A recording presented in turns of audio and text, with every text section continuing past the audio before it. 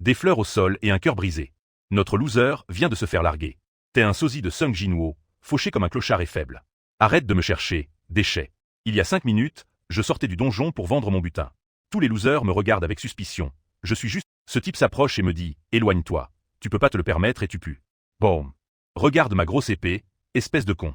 Amène ton expert, j'ai dit. Mais là, une robe rose serrée apparaît et il m'ignore pour négocier avec le faux couple. Su King. Ça fait une semaine qu'on a rompu et elle me reconnaît tout de suite. Son nouveau larbin demande si elle me connaît, mais elle fait semblant de ne pas savoir.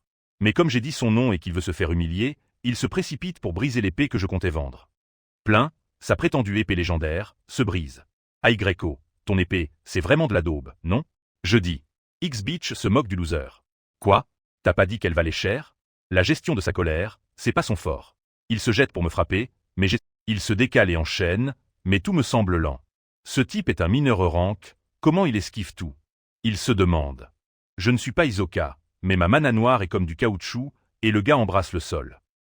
La robe serrée choque, j'active ma toile d'araignée, utilisant ce type comme sac de frappe pendant que mon ex court et pleure.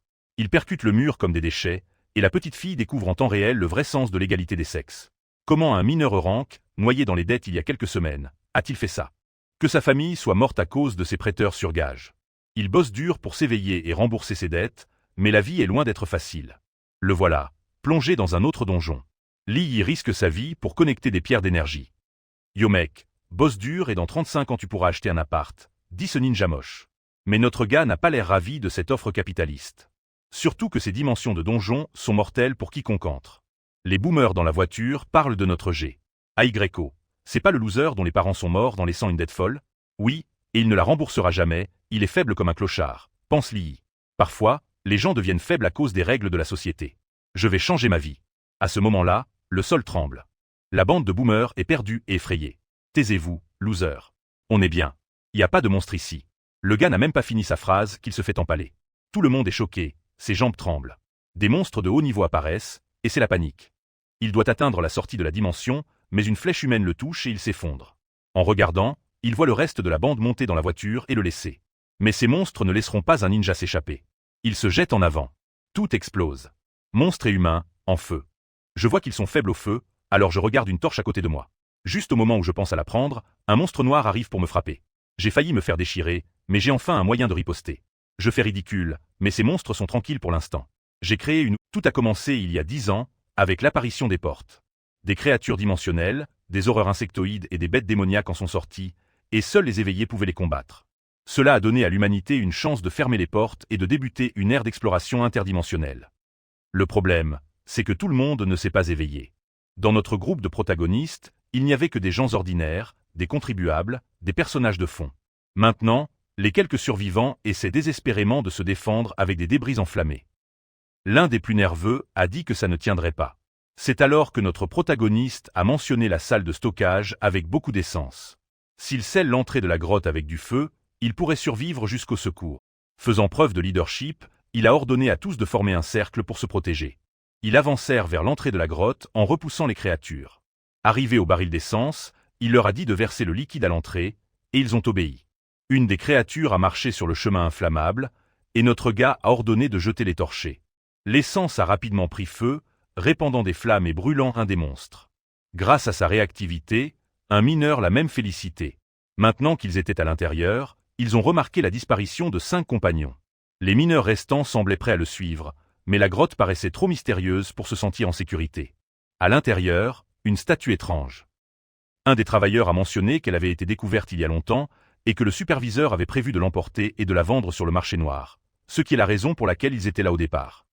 Notre protagoniste a remarqué que la construction était très ancienne, tandis que les autres travailleurs tentaient de contacter les secours. Une fois le signal obtenu, ils ont signalé l'attaque. Malheureusement, l'aide n'arriverait que dans 2 heures. D'ici là, ils devraient faire tout pour survivre. Quand un mineur a supplié l'équipe de secours de se dépêcher, il a été ignoré. Lui et ses collègues allaient devoir se débrouiller. Leur premier défi, l'alimentation limitée de leur combinaison, qui ne tiendrait qu'1 heure et demie. Après ça, ils ne pourraient pas faire grand-chose. Notre protagoniste a vérifié la batterie de sa combinaison, 61% de charge. Au milieu du chaos, un mineur a attiré l'attention. Il a dit que tout le monde ne survivrait pas et que des sacrifices étaient nécessaires. Il a proposé de tuer le vieil homme et l'orphelin, notre protagoniste, pour réutiliser leurs batteries, car personne ne les attendait dehors. En menaçant notre protagoniste, il lui ordonna de lui donner sa batterie, puis le frappa avec un bâton. Trop faible pour riposter, il pleurait, impuissant. Déterminé à aller plus vite, ils lui arrachèrent le masque, espérant que la radiation de cette dimension le forcerait à s'éveiller. Notre protagoniste rampait au sol, haletant, cherchant son masque. Mais pour ces salauds, la chance qu'ils s'éveillent était nulle, et ils avaient une autre batterie pour se protéger. Après l'avoir mis à terre, ils ont cherché d'autres victimes à tourmenter. Un mineur a poussé ses collègues vers eux et a essayé de fuir. Avant qu'il ne l'attrape, il a réussi à grimper dans un véhicule. À l'intérieur, il a décidé que s'il devait mourir, tout le monde irait avec lui. Il a alors accéléré le camion, plongeant les mineurs restants dans la panique. Si le camion passait le mur de feu, les créatures pourraient entrer. Pendant l'évasion, une statue chargée dans le camion est tombée juste devant notre protagoniste. À peine vivant, il a cru voir la statue lui sourire. Et effectivement, elle souriait, avec un sourire fou et tordu. Qu'est-ce que c'était que ça? Cette statue avait un air démoniaque. Peut-être qu'il hallucine à cause de la radiation, ou que son esprit lui joue des tours. Mais une chose est sûre, ce sourire était sinistre, trop creepy pour être ignoré. À ce moment-là, une créature est entrée dans la grotte et a brisé la statue. Et maintenant, cette même créature du premier chapitre était prête à achever notre protagoniste, le pauvre gars, empoisonné par les radiations. C'est alors que le monstre a traîné sa main sur son ventre et notre garçon s'est souvenu du moment où il est devenu orphelin. Complètement abandonné par les quelques proches qui lui restaient, aucun d'eux ne voulant rien avoir à faire avec lui. Il avait été condamné à une vie misérable, humilié à chaque pas. Il a même tenté d'enquêter sur la mort de ses parents, mais la corporation était trop puissante. Ses lettres de plainte ne faisaient qu'ennuyer les gens, sans lui rendre justice. En fait, pour le propriétaire de l'entreprise, les parents de notre garçon étaient responsables de leur mort à cause de leur imprudence, causant des millions de dommages. Le pauvre, il ne pouvait que pleurer, n'ayant pas la force de riposter. Complètement abandonné, il se faisait tabasser par des prêteurs sur gage. Après tout, pour eux, le seul bon orphelin est celui qui paie une dette impossible. Pendant cette séance de massage involontaire avec ses chiropracteurs incompétents, notre garçon réfléchissait. Il ne lui restait plus qu'à devenir mineur interdimensionnel. La seule façon de rembourser la dette. Après avoir été empalé, il a laissé sa haine brûler jusqu'au 8e sens et a juré de se battre. Sur son lit de mort, il a mordu la créature. À ce moment-là, être faible ou non n'avait plus d'importance. L'essentiel, c'était d'agir. Apparemment, sa morsure a fonctionné, car la créature, agacée, l'a projeté au sol.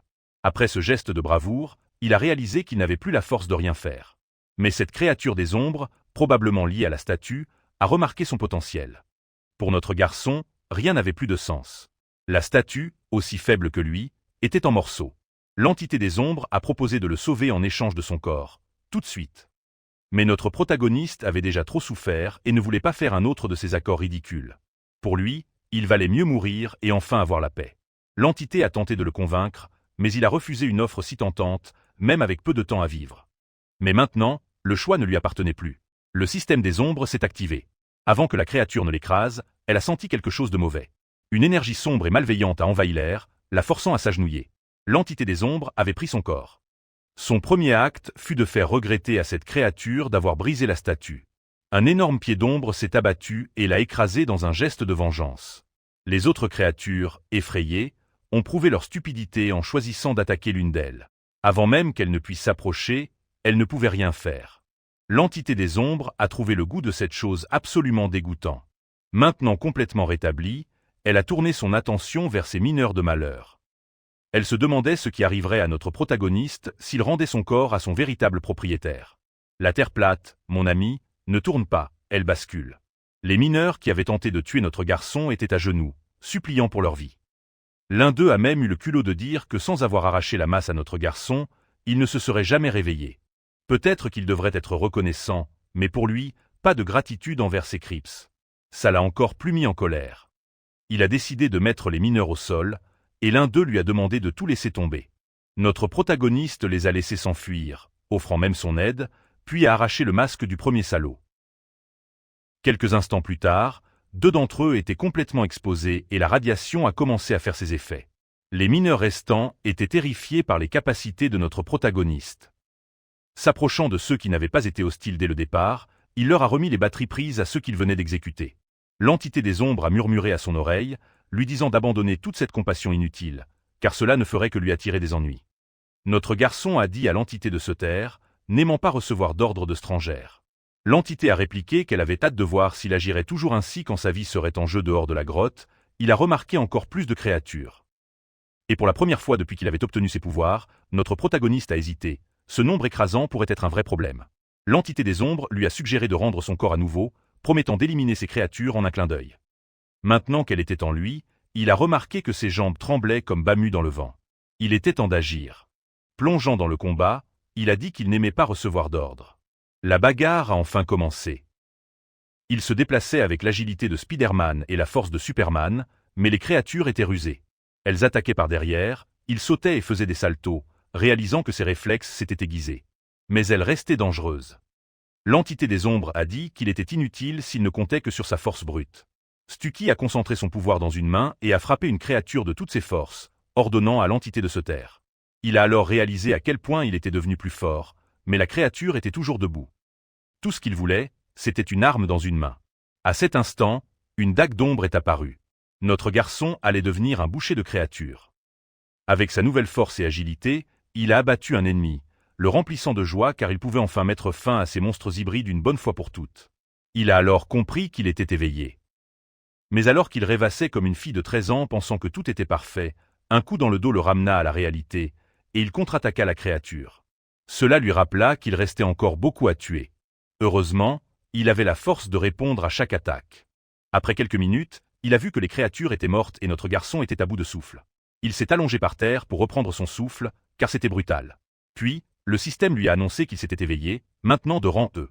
Après cette aventure dans le portail, il a été emmené à l'hôpital. Pendant sa surveillance, l'infirmière a assuré qu'il allait bien, car les éveillés ont souvent une excellente condition physique. La seule question restait, quel rang aurait-il? Le médecin a dit qu'il le saurait bientôt, il devait d'abord se réveiller. Il leur a ensuite demandé de passer au patient suivant. Mais l'expression de l'infirmière trahissait son envie de passer un moment seul avec notre protagoniste. Apparemment, elle était problématique. Pendant son sommeil, une créature d'ombre était déçue que l'humain possédé ne soit qu'au rang E, alors qu'elle s'attendait à au moins un rang S. Maintenant, elle était piégée dans un corps faible, ce qui était vraiment décevant. Quand notre garçon s'est réveillé, il a entendu la voix de l'entité lui demandant de faire attention, pleine d'arrogance. Son nom était Shang, issu d'une ancienne race suprême régnant sur tous les enfers et dimensions. Il ordonna au garçon de lui dédier son corps et de devenir son héros. Notre garçon, n'ayant jamais entendu cela, pensa que la créature le trompait. Ce qu'il ne réalisait pas, c'est que la créature pouvait lire ses pensées et était offensée par ce qu'il pensait. Elle exigeait son corps à nouveau, mais notre garçon craignait une possession spirituelle ou un vol de son corps. Il valait mieux ne pas provoquer cette chose. Il a commencé à passer en revue toutes les idées possibles pour sortir de cette situation, car perdre son corps n'était pas une option. Chaque idée qu'il avait été complètement absurde, ce qui a encore plus agacé l'entité, jusqu'à ce qu'elle éclate enfin toutes ses bulles de pensée et l'appelle ridiculement naïf. Frustrée, la créature a réalisé qu'elle avait une terrible malchance de se retrouver liée à un humain si inutile. Elle a ouvert un portail juste là dans la chambre d'hôpital et a jeté notre garçon dans une autre dimension, lui disant qu'il avait 3 jours pour élever son rang, sinon il serait complètement détruit. Quand il s'est relevé, notre garçon a réalisé qu'il était dans un endroit totalement différent, ce qui était étrange puisqu'il se souvenait d'être dans une chambre d'hôpital quelques instants plus tôt. L'entité a dit que cette dimension lui appartenait et que c'était le défi du nid d'insectes, et qu'on ne pouvait y passer qu'une fois. Notre garçon a vite compris ce qu'il devait faire. Devant lui se tenait un énorme insecte hybride avec une coque épaisse. L'entité lui a dit qu'il avait accès à ses connaissances et devait s'y habituer. Le système des ombres était fascinant. Sans perdre de temps, notre garçon a utilisé sa dague d'ombre. Bien qu'il soit encore choqué par sa vitesse, l'insecte démoniaque, furieux, était toujours en vie. Il a esquivé l'attaque et repéré un point faible, prêt à en profiter. Il a frappé la carapace de la créature, mais cela n'a rien fait. Il a été projeté en arrière par le contre-attaque du monstre et a réalisé que sa dague ne percerait pas cette armure. En voyant tout cela, il était non seulement faible, mais aussi stupide, comptant uniquement sur la force brute. En murmurant les insultes de l'entité, notre garçon persistait à résoudre les choses par la violence, tandis que l'entité attendait qu'il demande de l'aide.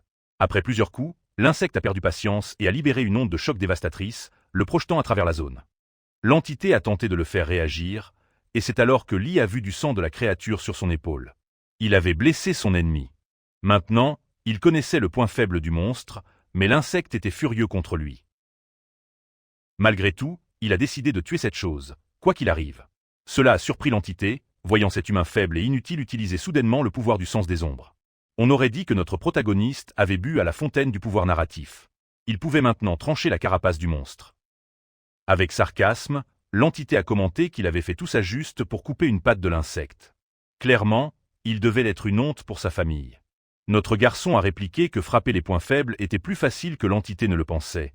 Apparemment, elle ne l'avait même pas remarqué avant. Déterminé à finir le combat, notre protagoniste savait qu'il avait besoin d'une meilleure arme. Il a donc invoqué sa lance d'ombre et, en quelques secondes, a frappé l'abdomen du monstre insecte. Essoufflé, il comprit qu'il avait enfin la victoire tant désirée. À ses côtés, l'entité passive-agressive murmura qu'il avait trop travaillé pour vaincre quelque chose d'aussi faible. Puis, notre protagoniste ressentit une étrange énergie dans son corps. L'entité a expliqué que c'était une pierre d'énergie augmentant son niveau de compétence. Rapidement, notre garçon a senti quelque chose approcher, rendant la grotte plus dangereuse. L'entité a suggéré d'utiliser le sens des ombres pour explorer, mais notre garçon n'avait aucune idée de ce que c'était. L'esprit malveillant lui a dit de concentrer ses sens et de canaliser de l'énergie dans ses yeux pour activer l'aptitude. Enfin, il a réussi à la maîtriser. Son sens des ombres était au niveau 1. Il vit qu'au bout d'un couloir, un insecte s'apprêtait à l'attaquer.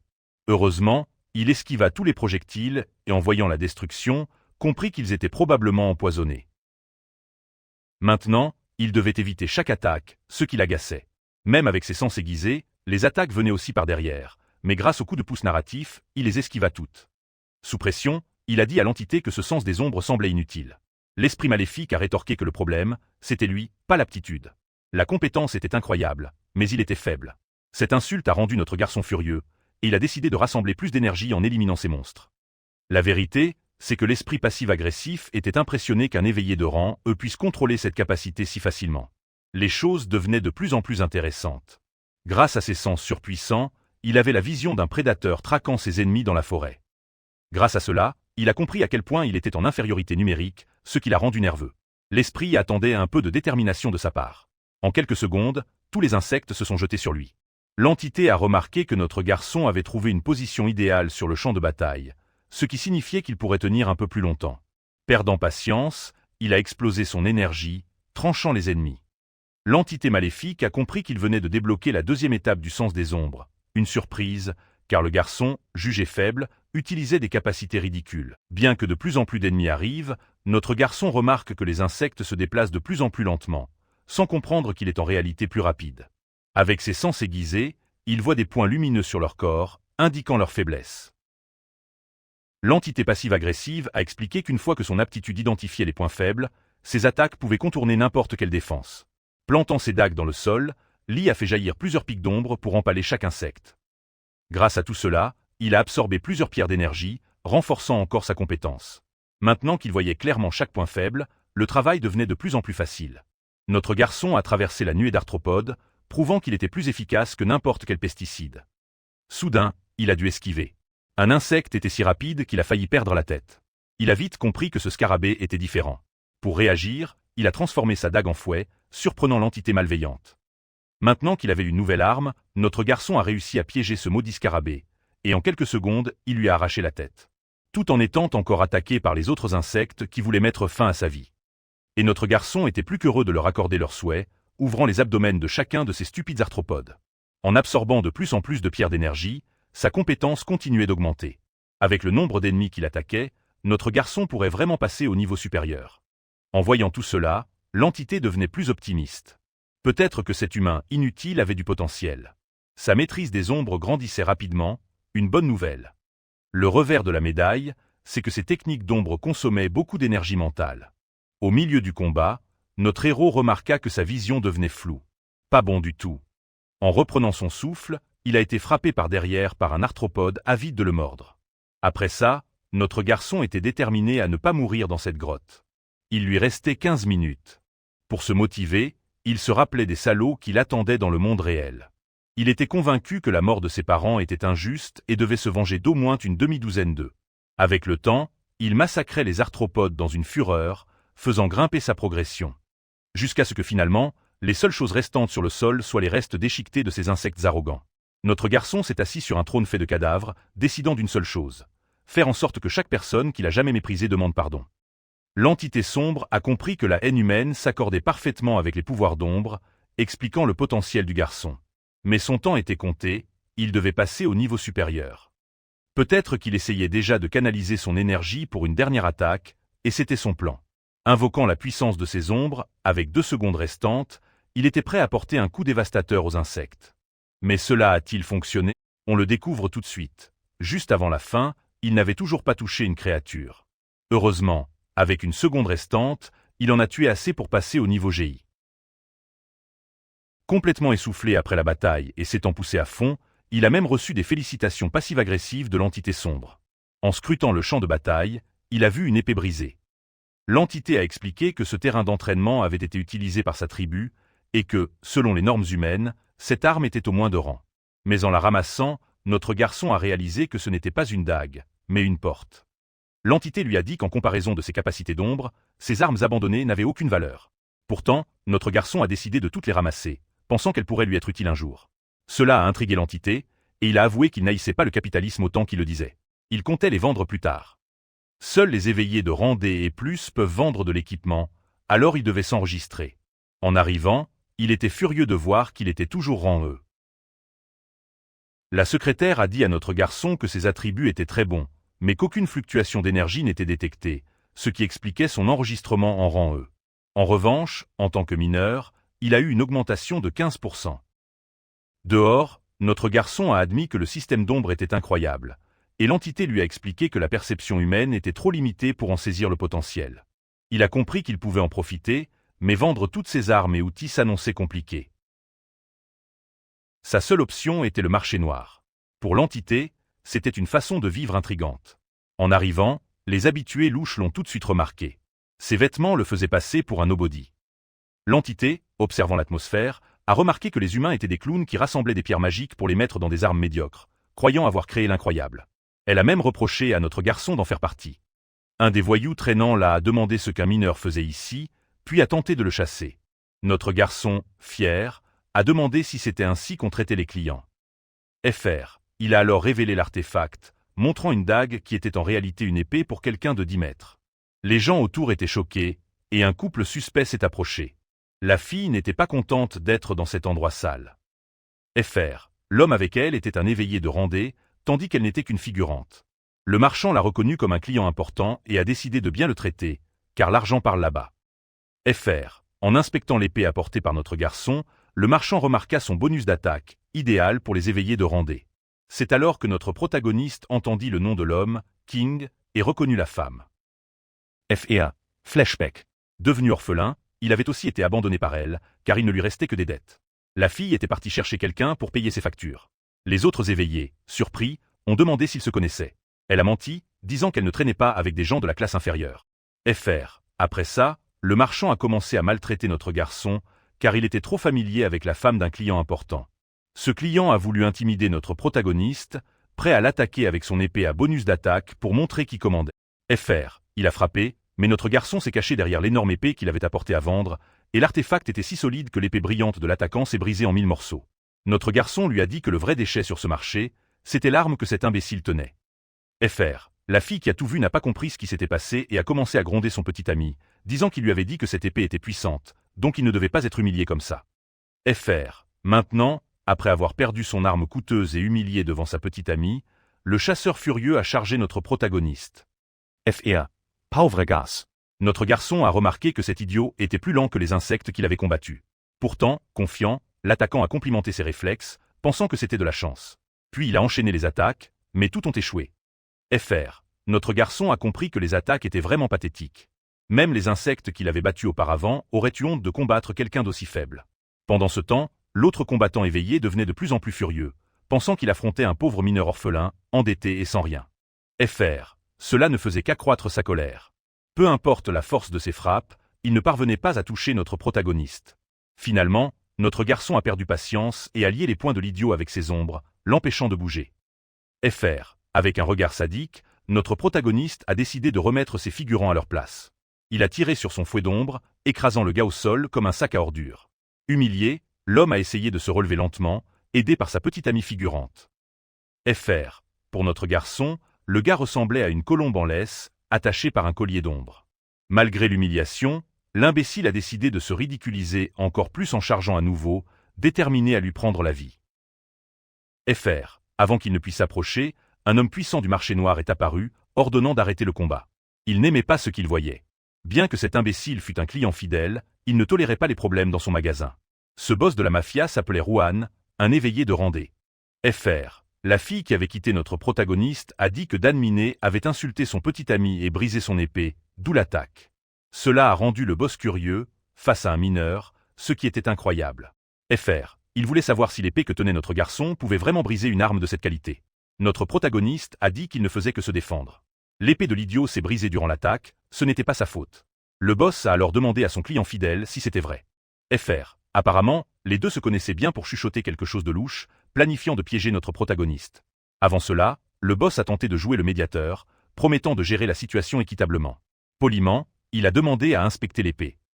Fr. En quelques secondes, il était complètement déstabilisé. Avec toute sa force, il peinait à la soulever.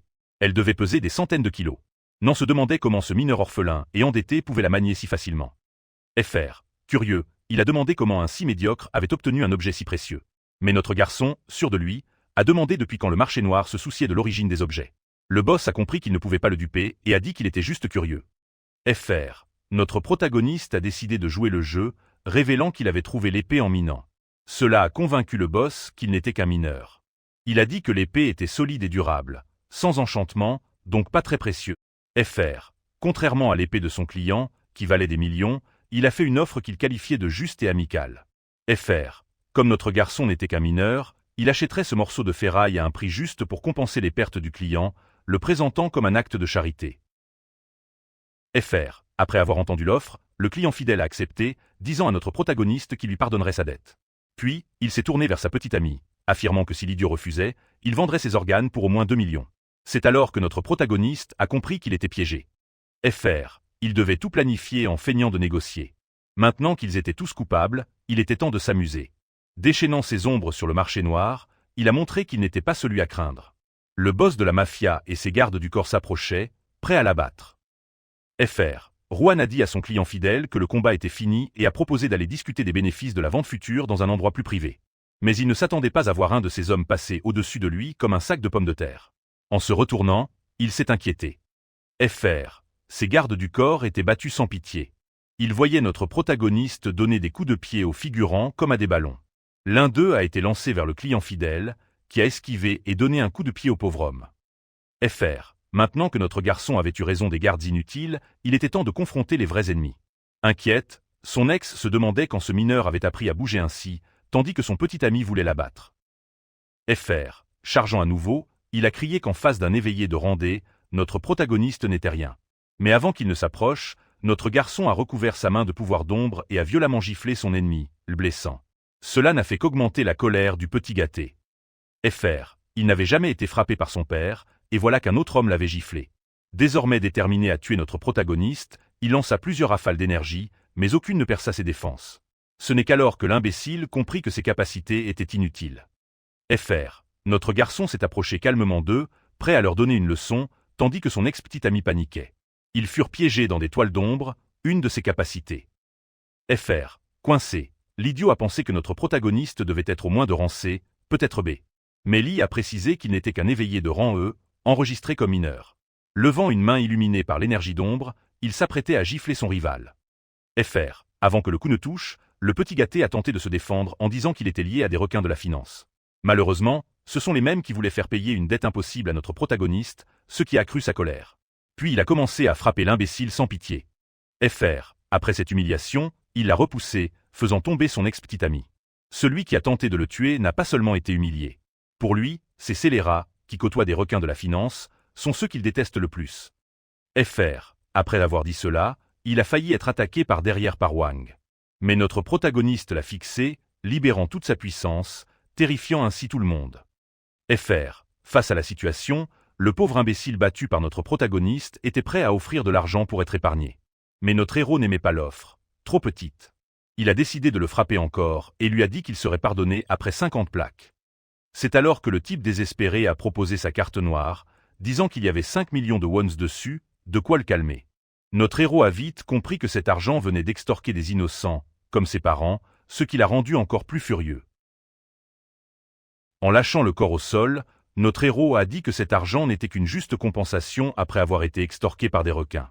Il a finalement laissé le couple retourner à leur vie médiocre, la séance d'humiliation ayant été intense. Furieux, l'homme a giflé sa copine, la blâmant de lui avoir fait croire que notre protagoniste n'était qu'un mineur. Il voulait maintenant se venger, car l'argent n'était pas facilement remplaçable, et il était prêt à tout pour faire payer notre héros. Il a appelé un homme très violent, le chef des requins, qui était déjà au courant de ce qui s'était passé. Quelqu'un avait volé de l'argent à un de ses subordonnés. Maintenant qu'il savait, il a dit à ses hommes qu'ils avaient une mission très intéressante à accomplir, éliminer tous ceux qui étaient encore en vie là-bas. L'un d'eux a exécuté les victimes blessées sur place avec une habileté terrifiante. De retour au bâtiment des éveillés, quelqu'un s'est approché de notre héros pour l'aider. Il a dit qu'il était un éveillé de rang E cherchant des missions à son niveau. En entendant cela, d'autres éveillés ont pensé qu'il était nul, tentant des missions trop dangereuses, même les plus basiques étant de rang D. Une femme au look banal s'est moquée de lui, disant qu'il était hilarant qu'un éveillé de rang E essaie de se faire tuer en prenant des missions qu'il ne pouvait pas gérer. Pour eux, les rangs E n'étaient que des déchets, des parasites du monde. Tout de suite, ils se sont ligués pour le virer, disant que les déchets vont à la décharge. Cela a rapporté 5 millions de wons, et il savait que sa priorité était de trouver une mission intéressante. Alors qu'il était harcelé par ses figurants, quelqu'un est entré, et sa présence était écrasante, instillant une peur intense. Cette pression était incroyable. Il devait être au moins de rang D. Tous les autres éveillés étaient terrifiés. Puis, on a révélé que la personne était une cosplayeuse. Ses vêtements étaient étranges et son design inhabituel, mais elle était clairement forte. Notre protagoniste l'observait, se demandant ce qu'une déranque faisait là. Il sentait sa forte énergie, mais elle paraissait gâtée et délicate. Plus important encore, il ne ressentait aucune intention meurtrière de sa part. La fille était accompagnée d'un garde du corps. Apparemment, il cherchait un mineur de rang D pour entrer dans un donjon. Ils n'ont pas mis longtemps à repérer notre garçon. Finalement, notre protagoniste réalisa que c'était son moment de briller. La cosplay girl, quant à elle, était impressionnée par son calme, totalement imperméable à sa pression. Pendant que la réceptionniste tentait de l'orienter vers... Elle avait déjà trouvé le mineur dont elle avait besoin. La réceptionniste tenta rapidement d'expliquer que notre protagoniste venait d'arriver et que ce qu'elle proposait pourrait... Mais en lui montrant que le pouvoir règne vraiment sur le monde, elle fit comprendre qu'elle était celle qui faisait les règles et qu'elle avait déjà décidé qu'il serait son mineur. Sur ce, ils se dirigèrent vers une autre pièce et notre protagoniste la suivit. C'était la première fois que la réceptionniste, une fois à l'intérieur du donjon, une créature tenta d'attaquer l'équipe éveillée. Un homme spécialisé dans la flûte commença à jouer, mais sa mélodie était si mortelle qu'elle fit littéralement exploser la... Il devint évident que l'équipe de la cosplay girl était extrêmement bien équilibrée avec des combattants éveillés de toutes classes. Notre protagoniste remarqua à quel point ils travaillaient ensemble harmonieusement et avançaient facilement. En dessous d'eux, il y avait un nid de minotaures, ce qui signifiait que ce donjon était bien au-dessus de la difficulté de rang D. Il n'y avait aucune chance que ses compagnons ne l'aient pas remarqué. Enfin, l'entité sombre dans le cœur de notre garçon confirma que son sens... Pour notre garçon, il semblait évident que la fille riche avait aussi réalisé que quelque chose n'allait pas et le cachait pour une raison quelconque. Le barde s'approcha d'elle pour dire que l'information qu'ils avaient sur le cristal de lumière des étoiles... À ce moment-là, la cosplay girl appela notre protagoniste, ce qui ne fit que le rendre plus suspicieux, car cet endroit était extrêmement dangereux. En s'approchant d'elle, l'aura sinistre qui l'entourait devint encore plus forte. Peut-être prévoyait-elle de l'utiliser, mais dès qu'il s'approcha d'elle, le sol céda soudainement et tous deux tombèrent dans un trou apparemment sans fin. Heureusement, ils atterrirent sur leurs pieds comme des chats, donnant à notre protagoniste l'occasion d'évaluer la menace qu'il... Plusieurs minotaures de rang D étaient là, prêts à les trancher comme de la viande dans une boucherie. Resté alerte, notre protagoniste remarqua que la cosplay girl se préparait à libérer son aura puissante et ne semblait pas du tout effrayée par la présence. Mais après quelques secondes, elle commença à paraître de plus en plus anxieuse. À la surprise de notre protagoniste, elle demanda au mineur d'y aller en premier et de faire face aux créatures, promettant de le soutenir. La situation était si bizarre qu'elle tomba à genoux, disant qu'elle se fichait de tout, préférant que le mineur avance. Complètement choquée, notre protagoniste lui rappela qu'elle était une combattante éveillée de rang B. Il n'y avait pas moyen qu'elle ne puisse pas gérer ces créatures. Et maintenant, complètement désespérée avec des larmes aux yeux, elle promit de payer 1 million de wons coréens. Pour quelqu'un qui prétendait détester le capitalisme, notre garçon pensa que c'était une bonne affaire. Saisissant son poignard d'ombre, il décida de prendre le travail et de charger au combat. Les pauvres minotaures se ruèrent sur lui, espérant le mettre à terre. Mais alors il réalisa quelque chose. Les créatures ne visaient pas du tout. Dans ce bref instant, la panique envahit notre protagoniste. Si elle mourait là, il ne serait pas payé. Grâce à la présence de ces créatures, la cosplay girl, notre garçon n'aurait jamais imaginé qu'elle serait capable de faire quelque chose comme ça, surtout après avoir vu l'état misérable dans lequel elle se trouvait.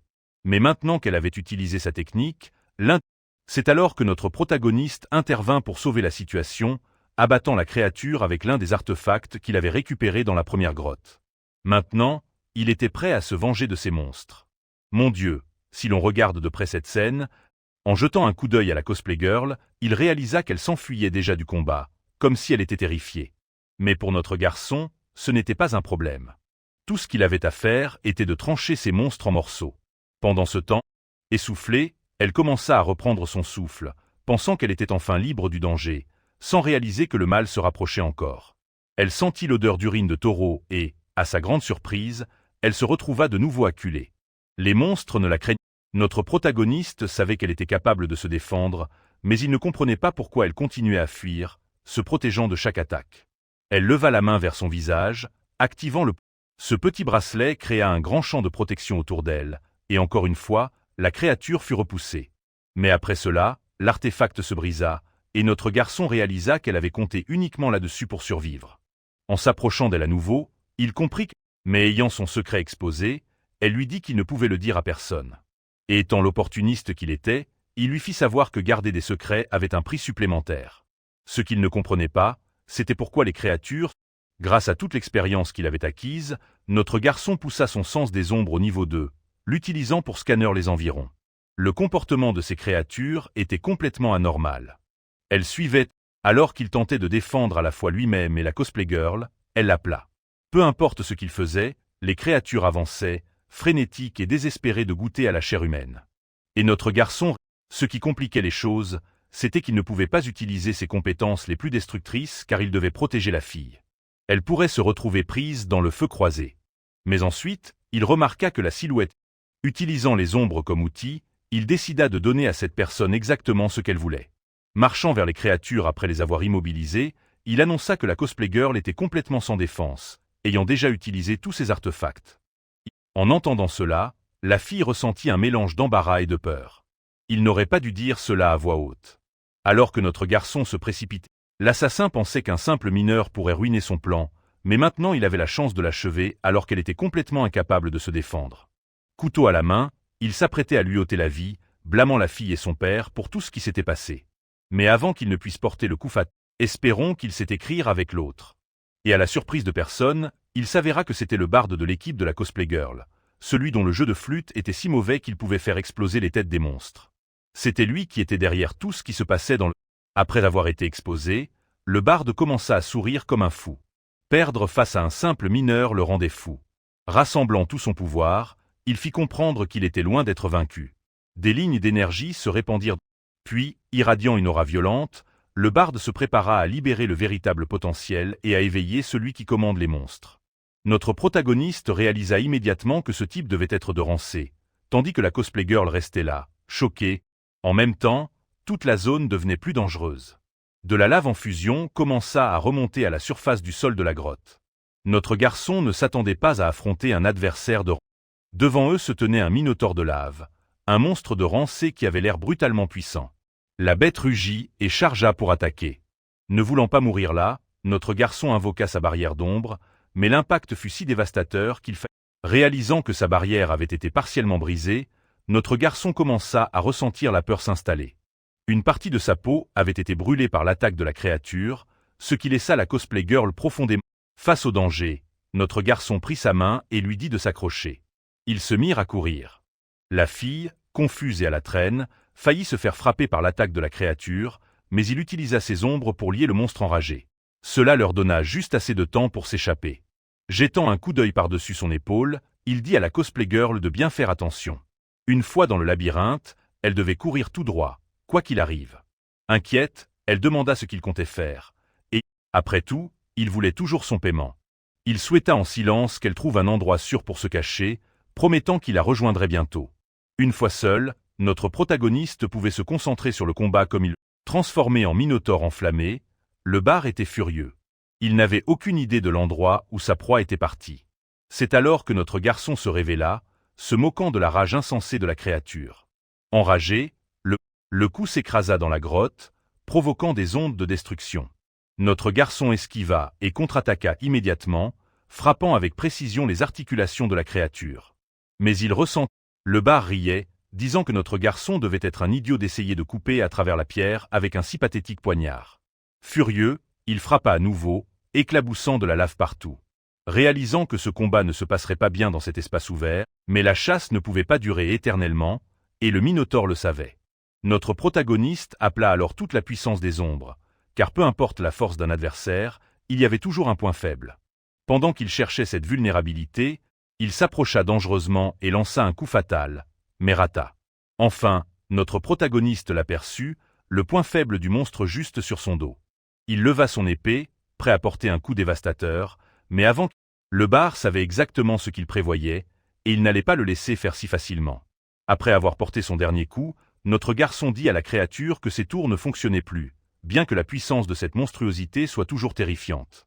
Complètement épuisé, invoquant un poignard d'ombre dans sa main, il s'engagea dans sa stratégie, attendant le moment parfait pour frapper. Le Minotaure comprit que le garçon n'allait pas fuir. Cela ne ferait que rendre son élimination plus facile. Balançant sa hache, enfin, notre protagoniste trouva une ouverture pour attaquer son point faible, mais quelque chose d'étrange commença à se produire sur le dos du monstre, le choquant. Cet endroit commença à presque brûler vif, il comprit qu'avec un seul bras, le bar était assez intelligent pour protéger sa plus grande faiblesse. La créature réalisa que son point faible avait été découvert, mais cela ne changerait rien. Cet endroit, elle lui suggéra de lui dire où la cosplay girl se cachait pour qu'elle épargne sa vie, mais notre protagoniste ne trahirait jamais. Il refusa de faire confiance à quelqu'un d'aussi vil. En colère par ce rejet confiant, le Minotaure, déterminé à protéger sa fierté, le monstre chargea à nouveau. Lee esquiva et libéra une autre compétence d'ombre, lançant une chaîne vers le monstre. Elle frôla presque. Il redirigea la chaîne en plein vol, l'envoyant droit vers le point faible de la créature, s'approchant dangereusement d'un coup. Mais la chaleur qui émanait de lui était si intense que ses lames ne pouvaient pas garder. Voyant cela, le Minotaure de lave lui dit qu'il était inutile de continuer à essayer et exigea qu'il arrête de jouer à des jeux stupides. Évitant encore une fois la mort, Lee réalisa que son pouvoir s'épuisait trop rapidement. Un instant, il envisagea de demander de l'aide, mais rejeta immédiatement l'idée. Il n'allait pas remettre son corps à cette entité sombre encore une fois. Prenant de la hauteur sur son adversaire, il se prépara. Il se lança vers le bas comme un projectile, lance d'ombre en main, visant directement le point faible. Il savait qu'il ne pouvait pas perdre cette chance. En s'approchant, Enfin, il frappa le point faible et la créature poussa un cri horrible de douleur qui la plongea dans une frénésie berserk, augmentant son attaque, sa vitesse et ses dégâts critiques. Gravement blessé, mais notre garçon avait dépensé la plupart de son endurance à essayer de mettre fin au combat et était gravement blessé. Le bar était choqué que le combat ait duré si longtemps. Pour lui, notre protagoniste n'était qu'un mineur. Mais il fit clairement comprendre que les choses, pour une raison inexplicable, une énergie sombre montait en lui plus forte que jamais. Puis l'entité parla enfin, disant que ce pouvoir avait toujours été en lui, mais que son corps n'avait jamais pu le canaliser correctement. Grâce à ce combat, Yann débloqua une... Même ses blessures étaient complètement guéries. En voyant cela, le Minotaure resta sans voix, incapable de comprendre comment il avait provoqué une telle guérison miraculeuse. De plus, l'aura émanant de notre garçon était carrément sinistre. Utilisant chaque once de puissance cérébrale qui lui restait, le Minotaure réalisa qu'il ne pouvait pas permettre à notre protagoniste de se rétablir complètement. Il tenta d'attaquer, mais rata. Même avec son buff de vitesse, il était toujours plus lent que son adversaire. Désespéré de retourner le combat en sa faveur, il décida d'inonder l'arène de lave.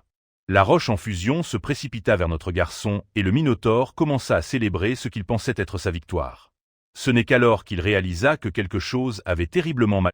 Enfin, il comprit ce qu'était vraiment son amélioration d'ombre et maintenant la chaleur générée par le Minotaure ne l'intimidait plus. Ayant tout essayé, la créature ressentit la peur pour la première fois. Il se retourna pour prendre le...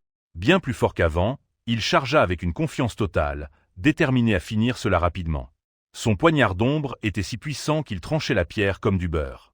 Le bar réalisa trop tard qu'il venait de perdre un autre bras. Il tenta de contre-attaquer, mais grâce à la puissance accrue de notre garçon, il perdit aussi son autre bras, une démonstration brutale de la façon dont les choses se passeraient désormais.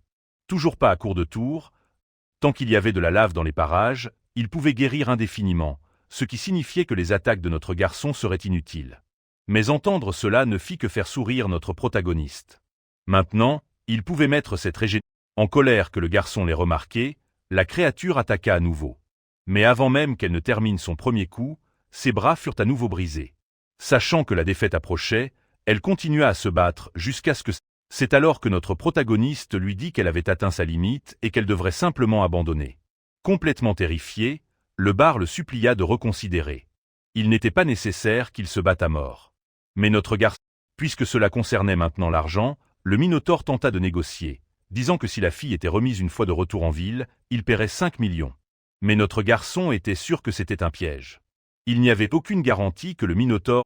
Désespéré, le bar continua d'essayer de le convaincre que lui faire confiance était le choix intelligent, même après avoir tenté de le tuer pendant plusieurs chapitres. Mais notre protagoniste, toujours aussi astucieux, avait une meilleure idée. De cette façon, il gagnerait encore plus d'argent grâce au combat et établirait un lien plus fort avec sa famille, ce qui valait plus que n'importe quel paiement. Le Minotaure savait que s'il était capturé, il serait torturé à mort et même sa famille en paierait le prix. Si c'était le seul résultat, il sortit un artefact mystérieux, choquant même l'entité d'ombre qui ne comprenait pas comment le Minotaure avait obtenu un fragment de la porte. Si cet artefact était détruit, toute sa dimension serait coupée du monde extérieur. Le Minotaure dit qu'il n'avait pas d'autre choix, mais avant qu'il ne puisse détruire l'artefact, notre garçon réussit à le saisir juste de ses mains. Non seulement cela, il s'approcha suffisamment de son point faible une fois de plus, et après avoir enfoncé son arme dedans, le corps du monstre se désintégrait, transpercé par les ombres de notre garçon jusqu'à sa défaite. D'un coup, une pierre d'énergie émergea de ses restes. Il remarqua que les Minotaures précédents n'avaient pas laissé de pierre, les absorber lui donnait encore plus de maîtrise sur ses capacités d'ombre. Mais soudain, tout commença à trembler. L'entité d'ombre l'avertit que le pouvoir de la créature maintenait le labyrinthe stable. Dehors, des gens attendaient. Et regardez, il semblait que tout le monde était sorti vivant. La cosplay girl parlait à notre garçon. Maintenant que tout le monde était en sécurité, il dit qu'il n'avait pas l'intention de rejoindre une organisation et lui demanda de garder le secret sur ses capacités. Elle accepta, puis elle le paya enfin. Après avoir reçu l'argent, il se souvint de quelque chose et lui montra la massive épée, demandant si elle pouvait être vendue quelque part. En examinant l'arme, la cosplay girl dit qu'il n'y avait pas de fluctuation d'énergie, mais néanmoins, elle expliqua que l'objet devait être évalué par des experts. Notre protagoniste laissa donc l'épée avec elle, espérant qu'elle reviendrait avec des nouvelles. Maintenant, il savait exactement à qui il vendrait ce futur butin, et chez lui, il demanda à l'entité d'ombre ce qu'était vraiment le fragment pris au Minotaure. L'entité expliqua que plus il rassemblait d'artefacts, plus il atteindrait facilement le pouvoir S-Rank. En regardant l'objet, l'entité nota aussi que si ces choses refaisaient surface, cela signifiait que ces salauds étaient à l'œuvre et qu'il devait accélérer sa récupération, la clé étant le garçon lui-même. Il devrait un jour faire face à des forces dépassant l'entité ne savait pas si elle devait avertir le gamin maintenant ou le laisser découvrir par lui-même. Quoi qu'il en soit, ce qui importait le plus, c'était qu'il devait devenir plus fort immédiatement. Déterminé à se renforcer, avec sa force actuelle, passer serait difficile, mais il voulait connaître la vérité. Même l'entité d'ombre était curieuse de ce qui pouvait se trouver dans ce portail rank. Notre protagoniste était déterminé à le traverser. Quand tout cela s'était passé, il avait reçu une compensation dérisoire de la part de l'entreprise pour laquelle il travaillait, juste une indemnité d'accident de travail. Le directeur de l'entreprise avait eu le culot de lui demander s'il ne pensait pas que le montant était suffisant. Mais ce que notre garçon, ses parents étaient mineurs. C'était la fin de l'histoire. Mais notre protagoniste refusait d'y croire car il savait que ses parents étaient des éveillés de Rancé. Il était convaincu qu'ils étaient encore en vie quelque part. Après avoir laissé libre cours à sa colère, l'un des gardes du directeur l'attrapa, lui disant que les portails étaient dangereux. Mais pour notre garçon, il n'était pas logique qu'une telle cruauté se produise dans un portail rank. Il était certain que la vérité était cachée. Quand il continua à faire du bruit, mais l'attaque fut stoppée par l'arrivée d'un puissant homme d'affaires, également un éveillé de rang A. Il était le président de l'entreprise et clairement déçu par son subordonné. Il lui dit qu'il devait traiter les familles de ceux qui avaient perdu des... Se tournant vers notre garçon et parlant poliment, il lui demanda d'accepter l'argent, sachant très bien que le montant n'était pas suffisant pour qu'il redémarre sa vie, mais lui souhaitant tout de même le meilleur. Sachant qu'il voulait aussi la vérité, le président de l'entreprise... Cela suscita un peu d'espoir dans le cœur de notre garçon, mais finalement, ils décidèrent de blâmer ses parents pour l'échec au travail. Cela lui laissa une énorme dette. Comme ils avaient une mission importante à accomplir, l'entité sombre lui dit qu'il avait besoin de... Au lieu de rester là à ne rien faire, il devait rassembler plus de fragments de portail pour devenir plus fort.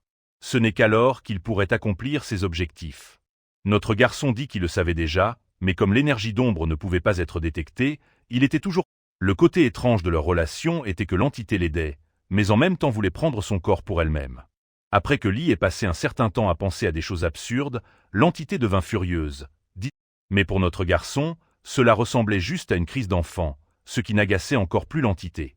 Pendant qu'ils se disputaient, Lee remarqua un message arriver sur son téléphone, une invitation à rejoindre une mission. Il se dirigeait.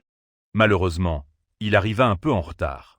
Une fois là-bas, il tomba sur un ancien collègue. Cela faisait longtemps qu'ils ne s'étaient pas vus, et ils semblaient avoir une relation amicale. Cela faisait 5.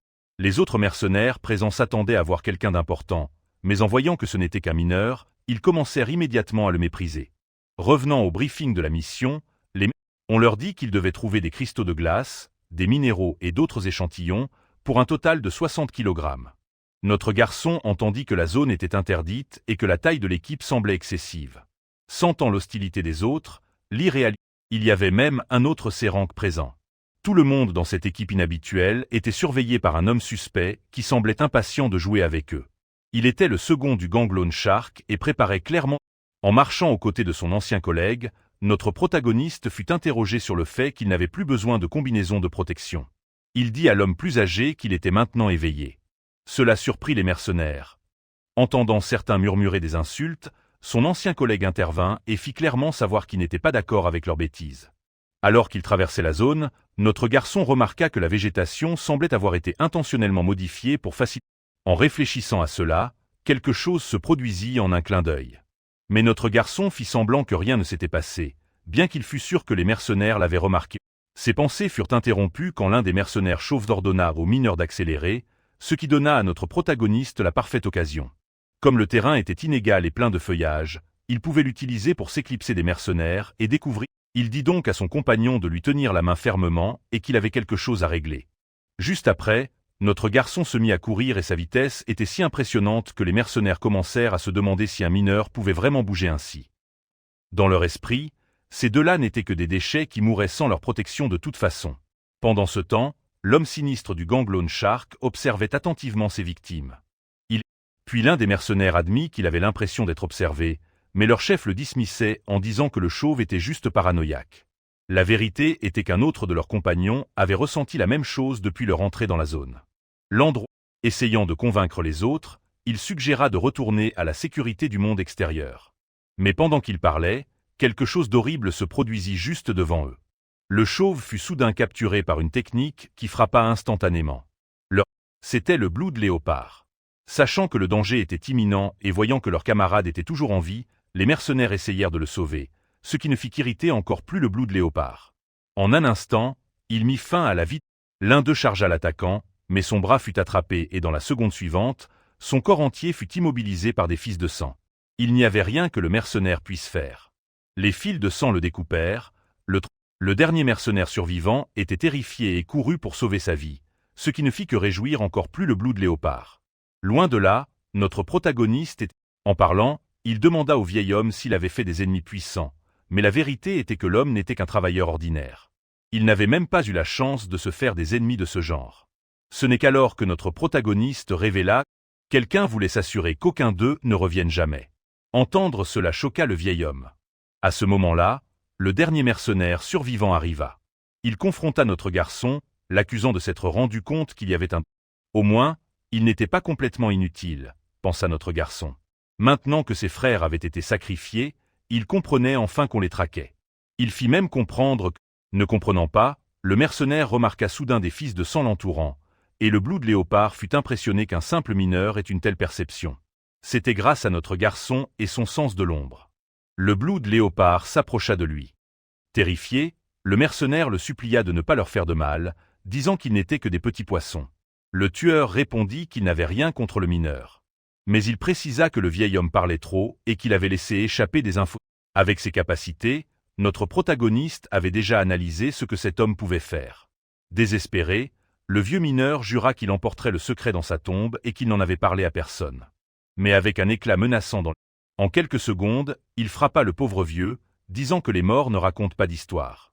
Cela mit notre protagoniste en rage, et il chargea, brandissant ses dagues d'ombre. Le combat commença enfin, et le Blood Léopard ne s'attendait pas à trouver quelqu'un d'aussi. Sachant ce que notre garçon avait fait sur le marché noir, l'assassin précisa qu'à ce moment-là, les choses se terminent. D'un seul coup de griffe, il déchira le sol sous eux, laissant de profondes cicatrices sur le sol forestier. Pensant que notre garçon essayait de mettre fin à ses jours de la manière la plus douloureuse possible, le Blood Léopard était... Il déchaîna une série de frappes dévastatrices, aucune ne parvenant à tuer, bien que quelques-unes laissèrent des blessures superficielles.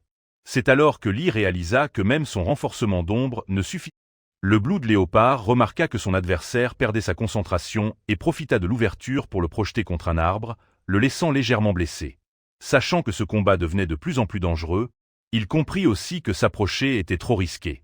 Le Blood Léopard promit qu'ils mourraient tous les deux avant la fin de la journée. Mais notre protagoniste, activant son sens de l'ombre à son maximum, était déterminé à lui prouver. Il lança plusieurs dagues d'énergie sur son ennemi, mais chacune fut bloquée avec aisance. Bien sûr, ce n'était qu'une diversion. Il cherchait à surprendre le Blood Léopard. Et le tueur remarqua que ce garçon, mais d'un simple geste de la main, il brisa l'arme énergétique et se moqua de lui, lui rappelant qu'il n'était qu'un Orank. Juste à ce moment-là, il fut interrompu. Le vieux homme était sorti du sol près des pieds de l'assassin, utilisant une sorte de pied. Il savait déjà ce qui se passait et ne se sentait pas menacé du tout. Après tout, le combat rapproché était sa spécialité. Avant que le vieux puisse réagir, le Blood Léopard l'enroula dans des fils de sang et le déchira sur place. Notre protagoniste... Attends, ce n'était pas le vieux. C'était un autre gars. Que Dieu ait son âme. Maintenant, notre protagoniste fuyait avec le vieux à ses côtés et bien sûr, le Blood Léopard... Heureusement, ils réussirent à s'enfuir et à trouver un endroit un peu plus sûr pour soigner les blessures du vieux. Curieux, notre garçon lui demanda ce qu'il avait bien pu faire pour attirer le Blood Léopard. Nerveusement, il avait découvert la vérité sur la mort des parents de notre protagoniste. Cette information mit immédiatement notre garçon en mode sérieux. Maintenant, il débordait de pouvoir et de rage. Et n'oublions pas, la rage, moment parfait pour un peu de violence à l'ancienne. Désireux de réponse, notre protagoniste bombarda le vieux de questions. Il devait savoir ce qu'il avait découvert. Puis, attendez, pourquoi le gars ne portait-il pas son masque? S'il retirait son masque, il risquait de mourir. Cet endroit était radioactif. Quoi qu'il en soit, le vieux dit qu'au début, il n'était pas sûr, mais maintenant que le Blood Léopard... Avant d'entrer dans la mine, il avait entendu le père de notre garçon parler de la manière dont le directeur de la société menait des expériences dangereuses dans cette zone. Et quelques jours plus tard, quelque chose avait mal tourné et les parents de... Furieux, le garçon exigea de savoir pourquoi le vieux n'avait pas parlé à l'époque. Regrettant, le vieux admit qu'il avait échoué, mais dit qu'à la fin de la journée, il n'était qu'un mineur. Il ne pouvait pas se permettre de perdre. Notre protagoniste, Setting, ne pouvait pas croire que le vieux avait laissé ses parents souffrir sous de fausses accusations. Et le vieux le regrettait vraiment, portant cette culpabilité avec lui toutes ces années. Leur conversation fut interrompue lorsque le Blood Léopard les Le problème, c'est que notre garçon était furieux.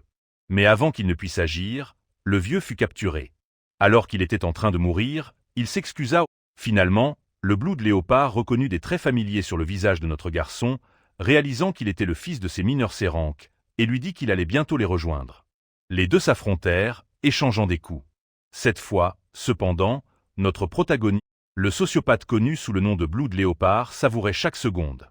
Clairement, quelqu'un de tordu. Notre pauvre garçon était sur le point d'être battu à mort. Alors il décida de sortir l'une des énormes épées qu'il avait trouvées dans ce premier donjon. Pour la première fois, enfin, le combat était équilibré, et le vilain n'aimait pas du tout ça. Il aimait avoir l'avantage. Malheureusement, notre protagoniste était proche de sa limite. Le Blood Léopard réalisa que sa dernière attaque n'était qu'un bluff, et frappa immédiatement, l'enchaînant à nouveau avec des fils de sang. Maintenant complètement lié et capturé, notre garçon ne pouvait rien faire. Mais son silence déstabilisa le Blood, et si c'était le cas, le vilain était en fait excité. Il adorait voir ce genre de feu dans les yeux de ses victimes. Il décida de partager un petit secret avec lui. Il lui dit que ses parents n'étaient pas morts dans un effondrement accidentel à la mine. Cette révélation alimenta la haine déjà brûlante à l'intérieur de notre garçon.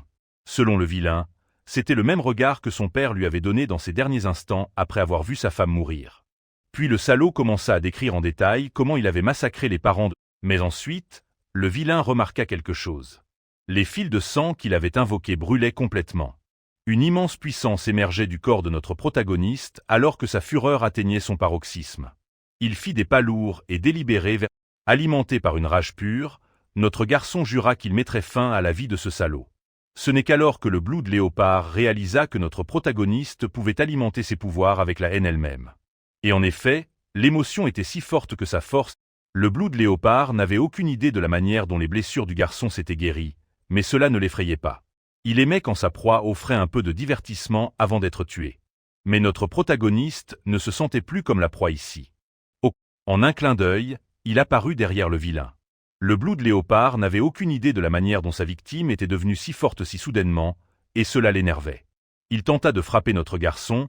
Cette fois, notre protagoniste lança plusieurs dagues d'ombre sur le salaud, et le Blood Léopard réussit à toutes les bloquer. Maintenant, avec des capacités plus affinées, notre garçon utilisa la téléportation d'ombre, un mouvement très... Comme il avait réduit la distance entre eux, il tenta une frappe. Mais malheureusement, son attaque fut bloquée par les fils de sang du vilain. Le Blood Léopard se croyait toujours intouchable. Mais il réalisa alors que le garçon, notre protagoniste, n'avait pas du tout visé ses défenses. La plus grande faiblesse de l'ennemi était que sa vitesse de réaction était plus lente que celle avec laquelle le garçon pouvait se repositionner et attaquer. Et pour la première fois dans tout le combat, notre garçon FR, le Blood Léopard, gravement blessé, n'arrivait pas à croire ce qui venait de se passer. À genoux, il ne comprenait pas comment il perdait face à un enfant. Dans ces derniers instants, notre protagoniste lui offrit une chance de FR. Furieux, le Blood Léopard dit à notre garçon d'aller se faire voir. Après cette provocation, une frappe arriva et il perdit un bras. Le pauvre allait devoir apprendre à écrire de l'autre main. Il hurla de douleur et notre protagoniste FR. Il fit comprendre que sa patience était épuisée et laissa entendre qu'il pourrait commencer à le taillader ailleurs s'il ne parlait pas. Battu, le Blood Léopard admit que ça ne changeait rien de dire la vérité ou non. La responsabilité revenait aux dirigeants de l'entreprise et au FR. Grâce à cette confession, notre protagoniste avait enfin un nom, Choi. Juste un autre nom générique qui pourrait lui échapper plus tard. Peut-être le président, ou un manager pompeux. FR. Après avoir révélé cela, le Blood Léopard avertit que le garçon devrait maintenant affronter toute l'entreprise et qu'il n'avait clairement pas la force de le faire. Puis il proposa un marché, demandant à être épargné. FR. Notre garçon n'allait pas pardonner à quiconque impliqué dans la mort de ses parents. Dans le monde réel, la pluie tombait alors qu'il se dirigeait vers le siège de l'entreprise où ses parents avaient travaillé. Là, il identifie FR. Ce nom appartenait à un homme moustachu, apparemment très influent. L'entité d'ombre qui accompagnait notre garçon savait qu'il avait atteint le rang C, mais l'avertit de ne pas jeter sa vie par les fenêtres. Après tout, un rang a été dans les pas FR. De plus, le fondateur de l'entreprise était également un rang A et il était juste là dans la voiture. Oui, notre protagoniste était rempli de haine, mais il était rationnel. Il n'allait pas attaquer imprudemment. En plus, les paroles FR. Notre protagoniste devait enquêter davantage pour savoir si le fondateur avait agi seul ou s'il y avait des acteurs encore plus puissants derrière tout ça, et c'était ce qui l'inquiétait. Mais une chose était sûre, une dette de sang serait payée par le sang. Il suivit la voiture. FR. À l'intérieur se trouvaient plusieurs prêteurs sur gage de l'organisation du Blood Léopard. On dirait que la cargaison qu'ils recevaient était quelque chose de très... Le patron des prêteurs sur gage a signalé qu'ils avaient perdu contact avec le Blood Léopard et que le fragment de portail qu'il avait utilisé avait également disparu. Cela a rendu le président de l'entreprise très inquiet, sans savoir ce qui se passait. Quant au chef des prêteurs, il pensait que le Blood Léopard avait agi de manière imprudente. À partir de maintenant, l'homme qui semblait diriger l'entreprise serait appelé Moustache. Sachant que le plan devait avancer, ils étaient à un stade critique de leurs expériences et les erreurs n'étaient pas tolérées. Le patron des prêteurs demanda si l'argent était prêt à être récupéré. Pendant ce temps, notre protagoniste avait réussi à infiltrer. Il venait de confirmer que Moustache était bien impliqué dans la mort de ses parents. Le chef des prêteurs ressentit soudain l'intention meurtrière de notre garçon et attaqua immédiatement l'endroit où il se cachait. Cela inquiéta encore plus Moustache, mais le patron ne trouva rien. Il commença à penser que ce n'était peut-être que son imagination, mais il était certain d'avoir ressenti une intention meurtrière glaciale. Notre garçon avait à peine réussi à se cacher grâce au pouvoir des ombres et poussa un soupir de soulagement. Il avait failli Notre protagoniste se rendit au siège de l'entreprise et l'entité de l'ombre lui demanda s'il devait vraiment être là au lieu de chercher des missions. Il était venu pour localiser le 3e fragment et voulait aussi savoir combien valait l'arme qu'il avait prise dans le donjon des ombres. Ce bâtiment appartenait en fait à la famille de Cosplay. Dans le hall d'accueil, une secrétaire l'accueillit et notre garçon demanda à voir Cosplay. Elle lui demanda s'il avait un rendez-vous et il semblait qu'un couple, sans raison, la fille décida d'humilier notre protagoniste, disant qu'il était un mineur très audacieux d'oser demander à voir Mademoiselle Cosplay. On aurait dit qu'il disait cela juste pour flatter leur propre ego en humiliant quelqu'un. Notre garçon était furieux et demandait. Puis la mère, tout aussi insupportable, dit que notre garçon n'était rien d'autre qu'un chien, pas un invité. Finalement, notre protagoniste réalisa que tout le monde dans cette famille était insupportablement arrogant et qu'il n'y avait aucun intérêt à essayer. Il leur dit qu'il s'en allait, n'aimant pas la façon dont il était traité. Voyant à quel point notre garçon était défiant, l'homme arrogant ordonna à ses gardes de l'écraser. Mais notre protagoniste utilisa immédiatement le Shadow Step. Non seulement, la scène bascula instantanément. Maintenant, la fille était terrifiée. Elle pleura que si notre garçon le touchait, notre garçon lança le corps du fou à la femme prétentieuse pour qu'ils apprennent tous les deux une leçon, précisant qu'il leur épargnait la vie uniquement parce qu'il était un ami de Mademoiselle Cosplay. Mais voici la chose. Les gens adorent humilier les autres, mais au moment où ils sont humiliés en retour, ils deviennent soudainement fiers et pleins de vertu. Maintenant, ce gars était furieux, brûlant de colère, désespéré de se venger de notre protagoniste. Il se jeta sur lui avec une intention. Le combat entre les deux était sur le point de devenir intense quand quelqu'un décida enfin d'intervenir. Merci, quelqu'un avec un peu de bon sens. Mademoiselle Cosplay apparut enfin, demandant pourquoi. Avec le combat interrompu, l'homme arrogant dit à notre protagoniste qu'il était un homme mort, qu'il ne serait jamais pardonné par sa sœur, Mademoiselle Cosplay. Mais elle ordonna immédiatement qu'il soit expulsé du bâtiment. C'est à ce moment-là que le crétin réalisa qu'il avait vraiment son soutien. Il s'avéra qu'il n'était même pas son frère, juste un cousin éloigné. Eh bien, c'était fini pour lui. Sa petite amie essaya de prétendre que le mineur n'était qu'un pauvre nobody, débitant un tas de non-sens pour justifier de l'humilier. Mais Mademoiselle Cosplay, elle ordonna également que tous les gardes qui avaient obéi à l'arrogant soient renvoyés et blacklistés de l'entreprise. Pauvres gars. Non, il l'avait bien cherché. Maintenant, c'était... Mademoiselle Cosplay était furieuse que son nom de famille ait été utilisé par de tels imbéciles, les avertissant que si cela se reproduisait, ce ne serait pas pardonné. Une fois la situation résolue, elle s'approcha de notre protagoniste. Elle ne s'attendait pas, elle s'excusa pour ce qu'il venait de voir, car toute la scène avait été embarrassante. En marchant, un employé de l'entreprise l'informa que le président voulait la rencontrer. Mademoiselle Cosplay s'excusa auprès de notre garçon, lui demandant d'attendre quelques minutes. Elle semblait anxieuse à propos de la réunion, mais l'employé dit que le président n'avait rien mentionné, seulement qu'elle devait venir tout de suite. Pendant que notre protagoniste attendait seul dans cette pièce, quelqu'un entra, dégageant une puissance écrasante. C'était un vieil... À en juger par son apparence, cet homme devait être le président de l'entreprise et supposément le père de Mademoiselle Cosplay. En utilisant son pouvoir, notre protagoniste réalisa que, essayant de rester calme et raisonnable, notre garçon dit qu'il devait y avoir un malentendu, qu'il n'était qu'un mineur. Mais il remarqua rapidement qu'il était sous une attaque mentale. Le vieil homme vit que son intimidation ne créait... Libérant son pouvoir écrasant, il semblait peu enclin à croire l'explication du mineur, lançant des éclairs sur le garçon. Mais à sa grande surprise, notre protagoniste, cela suffit à faire penser au président que le garçon devait être au moins de rang B, ce qui était difficile à croire pour quelqu'un qui prétendait n'être qu'un mineur. Ce qui l'inquiétait vraiment, c'était l'idée que le garçon pourrait utiliser une fausse identité pour se rapprocher de Mademoiselle Cosplay. Il le pressa de mais toute l'interrogation fut interrompue lorsque Mademoiselle Cosplay apparut, réalisant que son père l'avait piégé juste pour interroger un de ses amis. Complètement embarrassé, le président fut tiré par l'oreille par sa propre fille, tandis que notre protagoniste restait là, ne sachant. C'était vraiment bizarre de penser que le président de cette entreprise pouvait être si soumis à sa propre fille. Mademoiselle Cosplay s'excusa, expliquant que son père était un homme extrêmement prudent qui soupçonnait tout le monde tout le temps et notre protagoniste. Il semblait que l'homme était juste inquiet que sa fille soit trompée par des idiots. Cette information évidente surprit la fille et maintenant elle croyait que notre protagoniste comprenait vraiment son père à un niveau profond. Dehors, le président de l'entreprise regardait à travers la vitre. Sa précieuse fille se rapprochait de quelqu'un qu'il ne connaissait pas et il détestait cela. Mademoiselle Cosplay dit à son père de partir car il ne faisait que gêner. Enfin, elle et notre protagoniste purent s'asseoir et parler. Elle lui remit 5 millions. Apparemment, ensuite, notre protagoniste lui montra le fragment de portail et demanda si elle savait où il pouvait en trouver d'autres. Elle expliqua que ces fragments étaient autrefois plus courants, mais dernièrement, quelqu'un les achetait en grande quantité, les rendant très rares. Elle lui suggéra. L'entité de l'ombre n'aimait pas entendre que quelqu'un collectait ces artefacts. Cela pouvait signifier qu'un de ses ennemis les plus mortels était impliqué. Pendant ce temps, le même homme masqué qui était intervenu lors du combat avec le cousin arrogant enquêtait maintenant sur les... Après tout, il était passé de rang E à rang C en quelques jours. Alors qu'il lisait son dossier, l'homme important reçut un appel. À l'autre bout du fil se trouvait quelqu'un de très intéressé par l'épée que Mademoiselle Cosplay avait rapportée la dernière fois. L'homme au téléphone précisa que s'il y avait d'autres artefacts, il achèterait chacun d'eux. Cela fit réfléchir le vieil homme.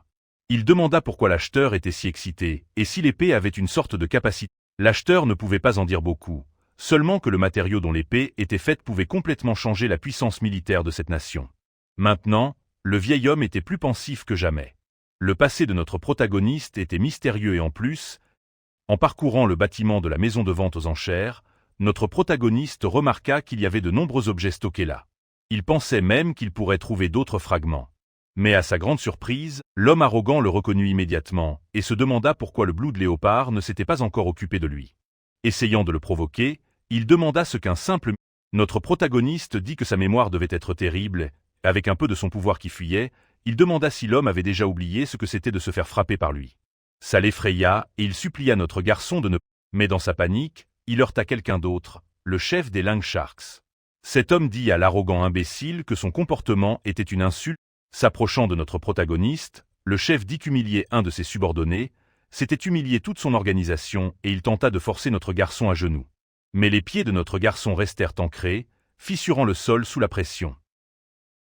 Il dit au chef des Lang Sharks que s'il voulait qu'il s'agenouille, il devait rêver. Les deux restèrent là, figés dans ce combat de force inutile, tandis que l'arrogant imbécile était sûr que notre protagoniste finirait par céder. C'est alors que Mademoiselle Cosplay apparut pour mettre fin à tout ça et le chef des Lang Sharks s'arrêta immédiatement. Car s'il voulait des ennuis, il pouvait facilement les avoir en s'en prenant à sa famille, une ligne qu'il n'oserait pas franchir.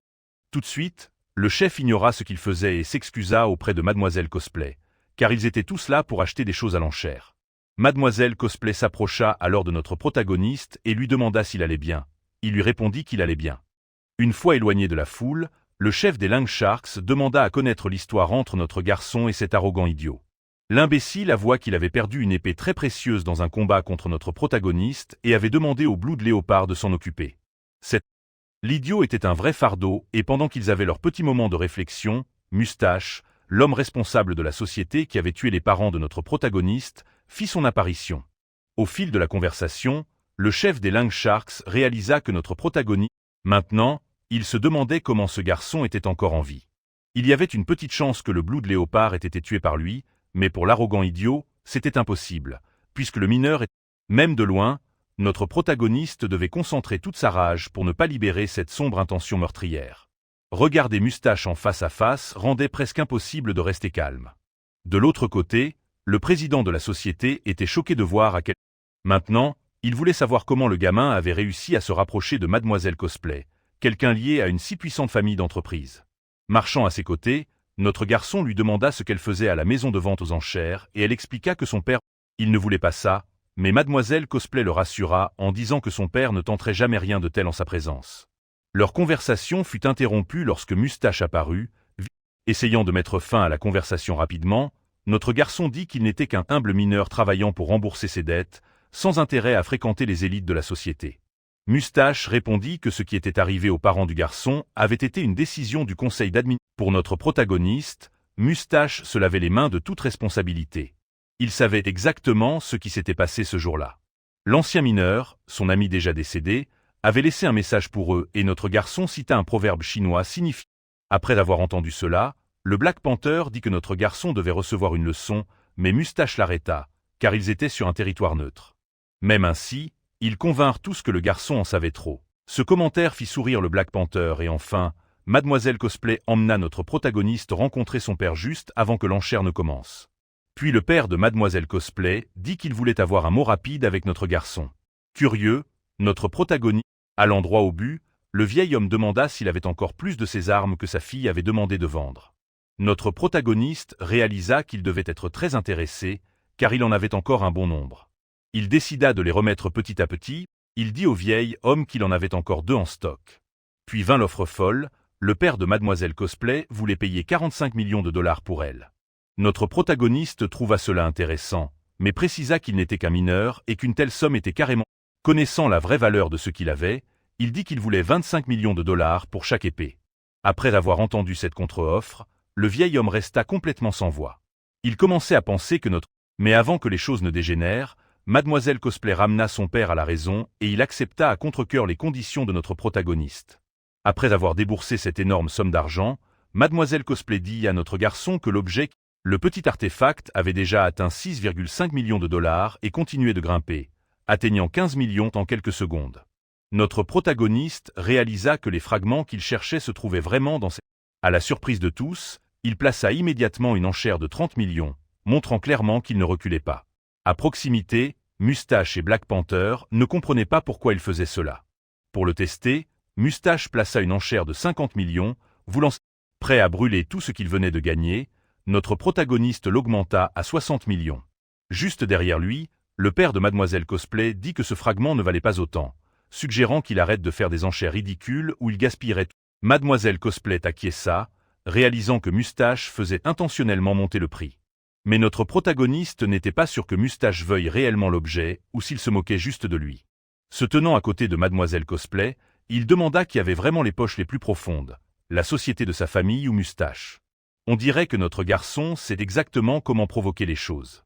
Après avoir entendu cela, pendant ce temps, l'enchère pour le fragment que notre protagoniste voulait avait déjà atteint 70 millions. Il montra donc au vieil homme quelques épées supplémentaires. L'homme dit qu'il les achèterait au même prix qu'avant, mais avertit notre garçon qu'avec ça, Notre protagoniste lui dit de ne pas s'inquiéter. À ce moment-là, le vieil homme commença à soupçonner que notre protagoniste avait peut-être beaucoup plus d'épées qu'il ne l'avait admis. Cela agaça Mademoiselle Cosplay. Encore une fois, son père accepta d'acheter pour 70 millions de dollars d'épées supplémentaires. Cela finit par faire tilt pour Mademoiselle Cosplay. Elle comprit la stratégie de notre garçon. Il devait agir vite pour que Moustache remporte. Moustache savait que ces fragments étaient essentiels pour le projet secret de sa société, il répliqua donc immédiatement avec 200 millions. En quelques instants, le prix s'envola à 500 millions, laissant tout le monde dans la maison de vente aux enchères. Black Panther réalisa immédiatement que notre protagoniste devenait un obstacle sérieux sur leur chemin. Prenant une décision, Moustache plaça une enchère d'1 milliard de dollars. Le public entier, Mademoiselle Cosplay pouvait dire que Moustache était prêt à transformer cela en une bataille de richesse. Maintenant, notre protagoniste était encore plus suspicieux à son égard. Derrière lui, le père de Mademoiselle Cosplay était clairement malade. Mademoiselle Cosplay précisa que s'il y avait une perte, elle la couvrirait elle-même et dit à son père de ne pas le distraire pour qu'il puisse se concentrer. Puis notre protagoniste augmenta l'enchère à 2 milliards, faisant exploser la valeur du fragment. De l'autre, il n'avait jamais voulu dépenser autant d'argent pour un seul fragment. Même Black Panther était choqué, ne sachant pas comment notre protagoniste pouvait avoir ce genre de capital. Moustache. Je crois qu'il n'y avait qu'une seule source possible pour cet argent. Comme personne d'autre n'a placé une enchère plus élevée, le marteau du commissaire-priseur tomba et notre protagoniste remporta le fragment à un prix fortement gonflé. Pour lui, c'était une victoire néanmoins. Mademoiselle Cosplay, qui adore voir les arrogants se faire humilier, juste après, son père rappela à tout le monde le détail le plus important. Quelqu'un devait réellement payer les 2 milliards de dollars. À ce rythme, notre protagoniste devrait livrer 70 épées pour régler la dette, et le vieil homme commençait à faire. Mais notre protagoniste expliqua calmement que les objets rares ont une valeur incroyable, et une affaire de cette ampleur ne se calcule pas de la même manière. Puis il claqua des doigts et révéla 100 épées d'un coup, demandant si la dette était réglée. Fr. Le père de Mademoiselle Cosplay était très impressionné et commença même à penser à le recruter dans son organisation. Ensuite, Mademoiselle Cosplay s'approcha de notre héros et lui demanda de la tenir au courant si quelque chose... Fr. Il pouvait sentir que notre protagoniste se rapprochait trop de sa fille. Ils se dirigèrent vers la zone de paiement de la salle des enchères pour qu'ils puissent récupérer le fragment. Avant de partir, le vieil homme lui donna un conseil. Ces méthodes étaient peut-être Fr. Parfois, il vaut mieux s'allier avec ceux qui partagent les mêmes objectifs pour les réaliser. Il suggéra à notre protagoniste de le recontacter bientôt. Pendant Fr. Sachant que le vieil homme et Mademoiselle Cosplay avaient déjà quitté le bâtiment, il rapporta que c'était notre protagoniste qui allait récupérer le fragment, Moustache, et lui demanda d'attendre que l'endroit soit plus vide. Il ne pouvait pas se permettre de faire du grabuge. Black Panther, FR. En marchant dans les rues de la ville, notre protagoniste réalisa que le vieil homme avait rassemblé beaucoup d'informations sur lui. Former une alliance pourrait être utile, tant qu'il ne se retrouvait pas sous le contrôle du vieil homme. L'entité des ombres lui rappela que s'il rassemblait FR, mais il semblait que notre protagoniste n'était pas entièrement convaincu. Pourtant, il dit à l'entité qu'il faisait tout pour devenir plus fort. Comme l'entité pouvait lire ses pensées, elle savait qu'il doutait encore de ce récit et pensait que le rang FR, son immeuble était en feu. Les gens fuyaient en panique alors que les flammes se propageaient et que la situation devenait dangereusement chaotique. Au milieu de la confusion, le téléphone de notre héros se mit à sonner. En répondant, il apprit que FR, la recommandation était de se cacher pour l'instant, car il ne pouvait pas garantir sa sécurité. Mais notre protagoniste était déjà entouré des hommes de main de Black Panther. Parmi eux se trouvait cette FR. Enflammé par la colère, notre protagoniste fixa ses voyous, prêt à semer le chaos en pleine ville. Mais ses sous-fifres étaient convaincus qu'il gagnerait facilement ce combat. Avec une confiance totale, notre protagoniste leur dit que même le Blood Léopard, FR. Cette réplique les fit hésiter un peu, se demandant s'ils cachaient une sorte de carte maîtresse. Mais comme ils avaient un travail à faire, le premier d'entre eux se jeta sur FR. La seule chose qu'il réussit à couper fut le sol, car notre héros avait déjà utilisé les ombres pour se déplacer, montrant son incroyable compétence. Il frappa le pauvre fou par derrière, ce qui choqua encore plus le reste de la bande. FR. Pendant que les laquais perdus essayaient de comprendre comment le gérer, le lâche tenta de s'enfuir. Mais en quelques secondes, ces voyous étaient devenus un puzzle humain, offrant à notre protagoniste l'occasion parfaite de saisir le lâche. FR. Le fou réalisa que sa vie était peut-être sur le point de se terminer de la manière la plus brutale. Alors que notre protagoniste le frappait, le gars continuait à crier que le directeur et Black Panther ne le laisseraient pas s'en tirer, mais les menaces ne fonctionnaient pas. FR. Quelques secondes plus tard, Mademoiselle Cosplay arriva avec son garde du corps fidèle pour le sauver. Se tenant à ses côtés, elle était très inquiète pour son état. Mais il allait bien. Maintenant qu'il était devenu une cible directe de Black Panther, elle FR. Voyant à quel point il était déterminé, Mademoiselle Cosplay dit qu'elle le soutiendrait dans tout ce qui était nécessaire, bien qu'il ne comprenne pas pourquoi elle s'impliquait autant. C'est alors qu'elle révéla qu'elle avait également été harcelée par Black Panther. FR. Elle s'assura qu'il savait à quel point c'était rare, le disant d'une manière qui semblait presque personnellement suspecte. Mais notre protagoniste y voyait une belle opportunité. Même s'il venait de perdre son FR, et à en juger par la tournure des événements, notre héros venait de frapper le jackpot. Il séjournait maintenant dans l'appartement de Mademoiselle Cosplay. Elle lui dit qu'il pouvait rester là, jusqu'à ce qu'il trouve un nouvel endroit. Comme l'endroit était généralement vide, il pouvait FR. Cosplay dit rapidement que cette chambre était interdite. Elle devint vraiment flattée quand il insista, et quand il entra enfin, il réalisa que la décoration de la chambre était très enfantine. C'est alors qu'il comprit ce qui se passait et la taquina, disant que le style FR. Cela l'a mis incroyablement mal à l'aise, car elle ne voulait pas être vue de cette manière, surtout en tant que Harris d'une immense entreprise. Mais pour notre protagoniste, ce n'était pas un gros problème. Pour lui, c'était juste une chambre de fille normale. FR. En fait, elle était même plus mignonne quand elle agissait ainsi plutôt que d'essayer de maintenir son attitude froide et distante avec tout le monde. Ce compliment la laissa extrêmement troublée. Plus elle se rapprochait de notre protagoniste, FR, essayant de cacher ses sentiments, elle prétendit qu'elle faisait tout cela parce qu'elle se souciait de sa sécurité. Et puis son ventre grogna parce qu'elle avait faim, évidemment. Sachant cela, notre protagoniste fit instantanément apparaître plusieurs types de FR. Mademoiselle Cosplay était très impressionnée et voulait savoir comment il avait fait cela, car elle avait été curieuse à propos de cette capacité depuis qu'il l'avait utilisée à la salle des enchères. Pour éviter de donner une longue explication, notre protagoniste FR. Au milieu de leur conversation, notre protagoniste ressentit soudain une présence sinistre. Il dit à la fille de rang FR. Dehors, ils étaient observés par le président de la société, communément connu comme le vieux grincheux du père de Mademoiselle Cosplay, et notre protagoniste réalisa que si elle ne partait pas bientôt, son père se mettrait en colère. Criant avec colère, FR. L'appartement où séjourne notre protagoniste est en fait très sûr et situé dans un endroit où la bande de prêteurs sur gage ne le dérangera pas. À ce stade, il a déjà collecté quelques fragments de ces FR. Il est curieux de connaître la relation entre ces fragments et l'apparition des portails. Une entité ombreuse décida d'expliquer, lui disant que les fragments qu'il a rassemblés ne sont qu'un petit morceau de ce qui est nécessaire pour créer un portail, et que chaque portail a FR. Après avoir réussi à ouvrir un portail dans cette chambre, il était temps de passer à travers.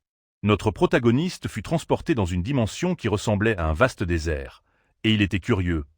Fr. L'entité sombre expliqua que ces créatures ne sont que des prisonnières de ces dimensions et que tout l'endroit est en réalité une prison. Notre protagoniste voulait en savoir plus sur la signification de tout cela, mais l'entité ombreuse dit qu'elle ne pourrait révéler plus d'informations. Fr. Devant lui se dressait une immense tour, la tour de Heaven, le chef-d'œuvre de cette entité sombre, et l'endroit où notre protagoniste serait testé. Dans ses pensées, il trouva l'endroit ridicule. La Fr. Comme l'entité pouvait lire ses pensées, elle en fut profondément offensée, mais elle devait endurer cette humiliation pour renforcer sa propre âme. Une fois à l'intérieur de la tour, notre protagoniste demanda ce qu'il était sans Fr. Pour notre protagoniste, réussir à passer le premier serait déjà un énorme accomplissement.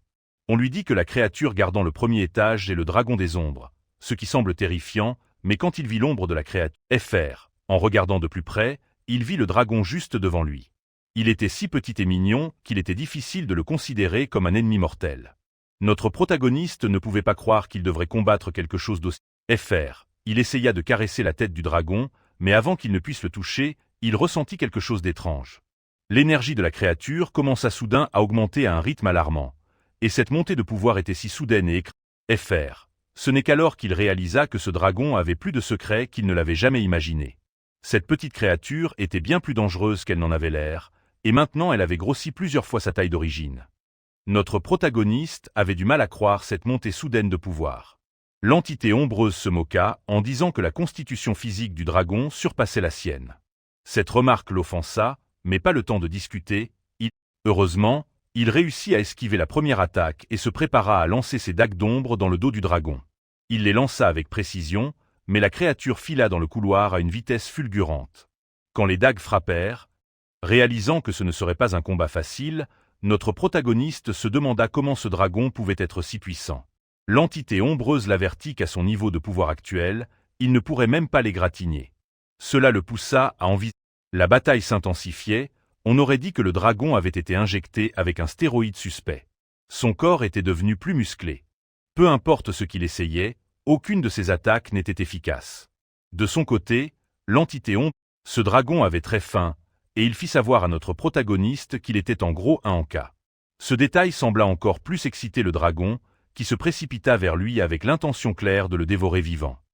Notre protagoniste esquiva de justesse l'attaque, son esprit tournant en réalisant que la dynamique du combat avait changé. En se retournant, il vit le dragon baver, rendant la situation encore plus glauque. En fuyant cette créature énorme, l'entité ombreuse expliqua qu'ayant été sans énergie si longtemps, le dragon était désespéré de reconstituer ses nutriments. Avec cela, notre protagoniste comprit que ce n'était même plus un vrai duel. C'était un test de survie. Il devait vraiment se protéger. Alors, il élabora un plan. Au lieu de se concentrer sur le fait de le tuer, il commença à lui lancer des morceaux. Les yeux de la créature s'illuminèrent à la vue des morceaux de poulet, et utilisant toute sa vitesse, c'était exactement ce que notre protagoniste voulait. Pendant que le dragon était distrait à grignoter, il déchaîna ses fouets d'ombre, liant complètement la bête. Ainsi, il réussit le premier essai du premier étage. Cependant, l'entité ombreuse semblait déçue par le résultat. Son dragon chéri s'était révélé être un glouton. Une fois le premier défi, l'entité ombreuse expliqua que chaque fragment de portail qu'il avait collecté était lié à une prison construite il y a longtemps. En sachant qu'il pourrait y avoir de meilleures récompenses à venir, notre protagoniste s'excita à l'idée de faire face aux prochains étages. L'entité ombreuse avait clairement remarqué qu'il avait utilisé un truc astucieux plutôt que la force brute pour gagner. Presque impatiente, elle l'encouragea à se rendre immédiatement au deuxième étage, insinuant que les gardes là-bas sensing quelque chose dans son ton, notre protagoniste comprit instantanément que l'entité complotait quelque chose. Ils étaient maintenant transportés au deuxième étage et notre garçon se préparait au pire. L'entité lui dit de jeter. Une fois arrivé, l'entité dit qu'il n'y avait pas de véritable danger là-bas. Faisant confiance à ses mots, notre garçon ouvrit la porte devant lui et, dès qu'il entra dans la salle suivante, il fut choqué. Il se retrouva face à plusieurs créatures terrifiantes, chacune représentant. Ce qu'il ne s'attendait pas, c'est que toutes ces monstruosités étaient les serviteurs de l'entité ombreuse. Tous ces monstres se dirigèrent vers lui, affamés de goûter sa chair. Le serpent ailé faillit lui porter un coup fatal, mais après être entré dans cette salle, la sortie n'était pas scellée, donc au moins il avait un moyen de sortir. Le serpent cria aux autres de tuer l'intrus et chacun d'eux se rua sur lui à pleine puissance. Grâce à son renforcement d'ombre, avec toute sa détermination, il sprinta vers la sortie, esquivant toutes ces créatures. Et soyons honnêtes, l'illustrateur ici était vraiment paresseux. Chaque monstre qui apparaissait avait déjà été... Utilisant son agilité incroyable, notre garçon se faufila, réussissant à s'échapper et claqua la porte derrière lui. Essoufflé, il accusa l'entité ombreuse de mentir sur ces créatures étant ses serviteurs. Mais le problème était simplement que notre garçon était encore trop faible. L'entité avait aussi besoin de divertissement de temps en temps, et elle admit qu'elle aimait le voir fuir comme un enfant effrayé. Pendant qu'il parlait, la présence d'une catégorie dehors, c'était le père de Miss Cosplay qui venait rencontrer notre protagoniste. Une fois réunis dans la pièce, le vieil homme révéla que le gang des Lone Shark était devenu un problème. Il dit qu'il avait été ciblé par eux et que tout ce qu'il faisait en ce moment était pour sa propre défense. Le vieil homme expliqua que le gang des Lone Shark causait des problèmes sur son territoire, mais il n'avait pas encore agi car il voulait connaître leur véritable motif. Il ne veut pas perturber l'équilibre fragile qui existe entre les grandes puissances de la vie. Même s'il déteste le travail des Lone Sharks, il ne peut pas agir à moins qu'il ne fasse quelque chose de vraiment grave. Sinon, s'il agit trop tôt, il pourrait déclencher une lutte de pouvoir massive et quelqu'un... Notre protagoniste réalisa que le vieil homme ne voulait pas impliquer directement sa famille dans le conflit, ce qui est exactement... Pourtant, le vieil homme sait qu'il faut faire quelque chose et suggéra que notre garçon, avec Miss Cosplay, forme une nouvelle organisation pour qu'une guerre ouverte puisse avoir lieu correctement. Il promit même de fournir des fonds et des ressources pour que cela se fasse correctement, afin que d'autres familles... Le vieil homme garantissait qu'il les protégerait. Notre protagoniste était impressionné par son habileté à tisser des stratégies, mais le vieil homme précisa clairement que si ce n'était pas pour l'insistance de sa fille, il ne ferait rien de tout cela. Et Nava veut savoir quel genre de sort notre protagoniste... Notre garçon déteste devoir subir les monologues trop dramatiques du vieil homme. Sentant que son père était sur le point de déballer encore plus ses sentiments, Miss Cosplay le mit dehors. Maintenant qu'il était dehors, elle voulait savoir ce que notre... Puisqu'il est toujours dans Awaken, son intention est d'accepter de nouvelles missions pour continuer à devenir plus fort. Maintenant qu'elle sait ce qu'il veut faire, sa cosplay lui promit qu'elle l'aiderait. Ce que notre protagoniste veut vraiment, c'est rassembler un nombre encore plus grand de fragments pour faire pleuvoir. Les personnes devant lui sont des individus triés sur le volet pour faire partie de l'organisation qu'ils vont créer. Et tous ces hommes semblent plus que disposés à servir leur nouveau patron. Comme notre protagoniste a mis trop de temps à choisir un nom, notre protagoniste aimait vraiment le nom et commença à inspecter ses nouveaux subordonnés. Ils semblent tous être des éveillés de catégorie C, ce qui est un signe clair que sa nouvelle force est en fait impressionnante. Mais Miss Cosplay expliqua que c'était pour protéger leurs identités des menaces extérieures, mais nous savons tous que c'est juste parce que l'artiste est paresseux. Il a même essayé de faire dire à Miss Cosplay qu'ils ont l'air plus cool comme ça, mais je ne suis pas d'accord. Et regardez ça, même le protagoniste, quoi qu'il en soit, revenons à l'histoire. Miss Cosplay voulait savoir quelle serait la prochaine étape, et notre protagoniste dit qu'ils vont voler des emplois, c'est-à-dire qu'ils vont prendre toutes les commandes que le gang des Lone... Miss Cosplay pensa que cela pourrait être un peu trop intense, mais notre protagoniste précisa qu'il ne prendrait que les emplois vraiment précieux. Il a déjà un plan pour le reste. Pendant ce temps, ailleurs, quelqu'un est puni pour son incompétence. Apparemment, la Shadow Faction est déjà devenue un concurrent sérieux, et maintenant cet homme doit évacuer sa frustration.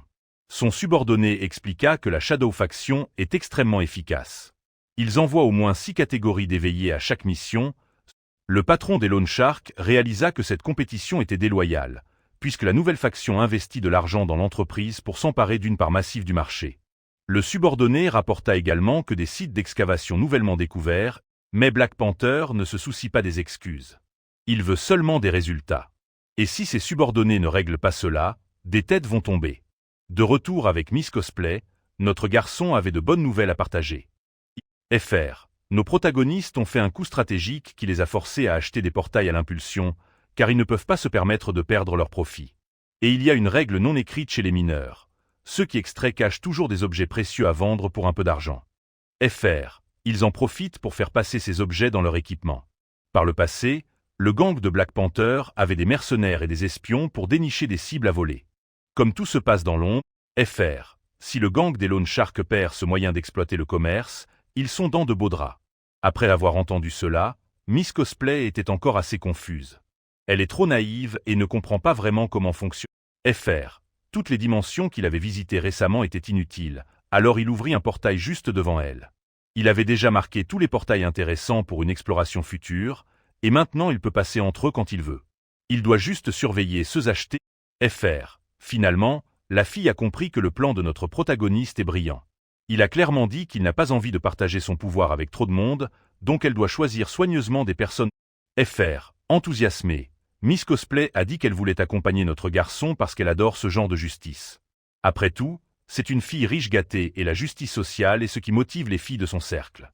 Notre protagoniste, un FR. Pourtant, il va profiter de sa détermination pour qu'ensemble, ils détruisent leurs ennemis.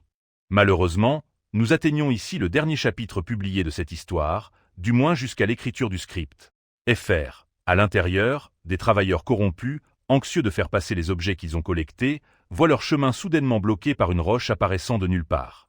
Le pauvre conducteur n'a même pas remarqué ce qui se passait, et quand il a enfin réalisé que la route était bloquée, FR. Immédiatement, tout le chemin fut scellé, avec des morceaux de roche menaçant des vies, valant plus que la cargaison. À cause de cette intervention soudaine, le camion a percuté un mur. Les hommes ont sauté dehors, inquiets pour la précieuse cargaison qu'ils transportaient. FR. Juste à ce moment-là, un mercenaire avec une coupe de cheveux affreuse est apparu, leur disant que la cargaison était toujours intacte. Mais bientôt, ces pauvres personnages de fond vont rencontrer leur destin, car ce mercenaire s'apprête à attaquer. Mais cet homme violent est prêt à leur infliger sa cruauté. Notre protagoniste, qui observait tout, a décidé de jouer un peu avec lui. Utilisant le Shadow, le mercenaire, maintenant complètement enragé, n'avait aucune idée d'où venait cette personne et jura qu'il allait le faire payer pour avoir interrompu son amusement. Notre protagoniste s'est jeté sur le voleur. Le mercenaire a vite compris que son adversaire était extrêmement rapide et qu'il devait se défendre ou risquer de perdre ses dents. Mais notre protagoniste est absurde rapide, presque l'Usain Bolt des roustes. Après avoir saisi le visage du méchant, il l'a écrasé. Après avoir montré sa supériorité physique, il a demandé qui il était. Tentant de l'intimider, l'homme a prétendu être lié à des personnes puissantes. C'est alors que notre protagoniste a révélé qu'il avait déjà capturé les alliés du mercenaire, qui étaient en catégorie. Miss Cosplay, déjà à bout de nerfs, a demandé s'ils allaient juste tuer tous ces hommes maintenant. Mais notre protagoniste a dit que tuer mettait fin aux choses trop rapidement. Il préfère d'abord s'amuser un peu. Il avait une bien meilleure idée. Canaliser de l'énergie sombre. Maintenant, il était temps de faire un petit interrogatoire. Ce type allait lui dire tout ce qu'il savait sur le Black Panther. Sinon, il allait avoir de sérieux problèmes. Il a également été ordonné de... Pendant ce temps, à l'hôpital, le Black Panther a trouvé ses subordonnés complètement battus et brisés. Il n'arrivait pas à croire que cette faction rivale était devenue si puissante en si peu de temps. Son subordonné, ceux qui avaient été vaincus souffraient de blessures graves et il faudrait au moins 6 mois pour qu'ils se rétablissent complètement. Cela signifiait qu'une somme ridicule devrait être dépensée. Pendant qu'il discutait encore à l'hôpital, il a informé le Black Panther que 2 autres équipes avaient été...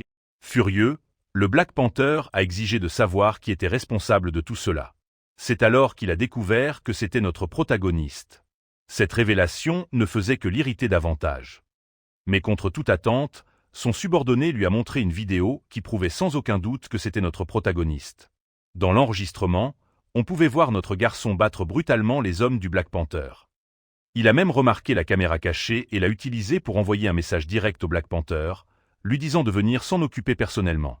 Après tout, les factures médicales pour tous ces subordonnés provoquées jusqu'à son point de rupture, le Black Panther a écrasé la tablette dans ses mains et a promis qu'il allait tuer notre protagoniste. Ou du moins essayer, comme cette vidéo qui aide Mamoru à créer du contenu juteux pour ses spectateurs. Notre protagoniste marche à travers une zone de grands entrepôts. Miss Cosplay est avec lui et elle demande... Quand notre garçon explique que lors de ses dernières investigations, il a trouvé des hommes de main du Black Panther près de ces bâtiments et qu'il croit que très bientôt le Black Panther lui-même sera impliqué dans les crimes à venir, la fille réalise immédiatement que notre protagoniste veut piller l'endroit pendant que les hommes de main sont absents, et c'est exactement ce que notre génie prévoit de faire. Alors qu'il admire la zone, il remarque que son téléphone sonne. On l'informe que le Black Panther vient de partir pour le portail vers la dimension numéro 3, ce qui est génial. Comme prévu, le Black Panther sera absent longtemps, mais comme notre gars est prudent, il va juste assez ennuyer ce type pour donner à son ami le temps dont elle a besoin pour tout piller. En entendant ce plan, elle a peur car elle sait que le Black Panther est de rang B et que notre garçon pourrait avoir besoin d'aide, mais il précise que ce ne sera pas nécessaire. Il n'a pas l'intention d'entrer dans un combat direct, et même si les choses deviennent vraiment dangereuses, cela dit, la fille lui souhaite bonne chance. Dans cette autre dimension, Le Black Panther pense que c'est son jour de chance car le butin dans cet endroit est extrêmement précieux. Un de ces hommes est impressionné par la présence du Black Panther, disant que dès qu'il est arrivé, notre protagoniste... Pour ce gangster, les mineurs ne sont que des déchets et même avec l'aide de personnes de rancée, il ne pourrait rien faire. Mais après avoir dit cela, il ressent soudain une présence malveillante. Le Black Panther, un de ses subordonnés, est déjà étranglé, et notre garçon est impressionné par les sens de quelqu'un de rambé. Pendant que plusieurs personnages de fond s'alignent derrière le Black Panther pour se faire battre, notre protagoniste veut savoir pourquoi ils sont si... Le pauvre gars étranglé supplie d'être sauvé et notre garçon dit que personne ne doit bouger. Sinon cet extra pourrait se retrouver dans de sérieux problèmes. Montrant à quel point il est profondément lié à la mafia, le Black Panther ignore non seulement cet avertissement. Après avoir été frappé par les flammes, le pauvre gars se transforme en kebab humain, ce qui divertit beaucoup notre protagoniste. Bientôt, il remarque que notre protagoniste a disparu, il a utilisé son mouvement d'ombre pour apparaître. Cela ne fait qu'irriter encore plus l'homme, et maintenant il lance des boules de feu sur notre garçon. Mais il réalise rapidement que cette stratégie est folle, car il ne touche que ses propres subordonnés, qui ne deviennent pas seulement chauves, mais finissent aussi avec... Notre protagoniste dit qu'être un serviteur de ce gangster est vraiment dangereux, mais le Black Panther a déjà accepté de perdre quelques hommes justes pour vaincre notre protagoniste. Concentrant de plus en plus son pouvoir, il veut voir si notre garçon... Et comme son nom l'indique, une énorme tornade de feu apparaît, plongeant tous les extras dans un désespoir total. Les idiots fuient avec leur corps brillant de rouge, et seul notre protagoniste reste debout. Mais au moment où il parvient à utiliser son mouvement d'ombre, cela ne fait qu'irriter encore plus le Black Panther, car dans son esprit, notre garçon ne parvient à s'échapper qu'en se cachant. Mais la vérité est qu'il ne veut pas sous-estimer son ennemi, c'est pourquoi la planification est absolument nécessaire. Et maintenant, il veut voir quel... À l'intérieur de l'entrepôt, des cris éclatent. Certains idiots disent qu'ils ont été victimes d'un vol perpétré par l'équipe de notre protagoniste, et il n'y avait rien que ces hommes de main pouvaient faire.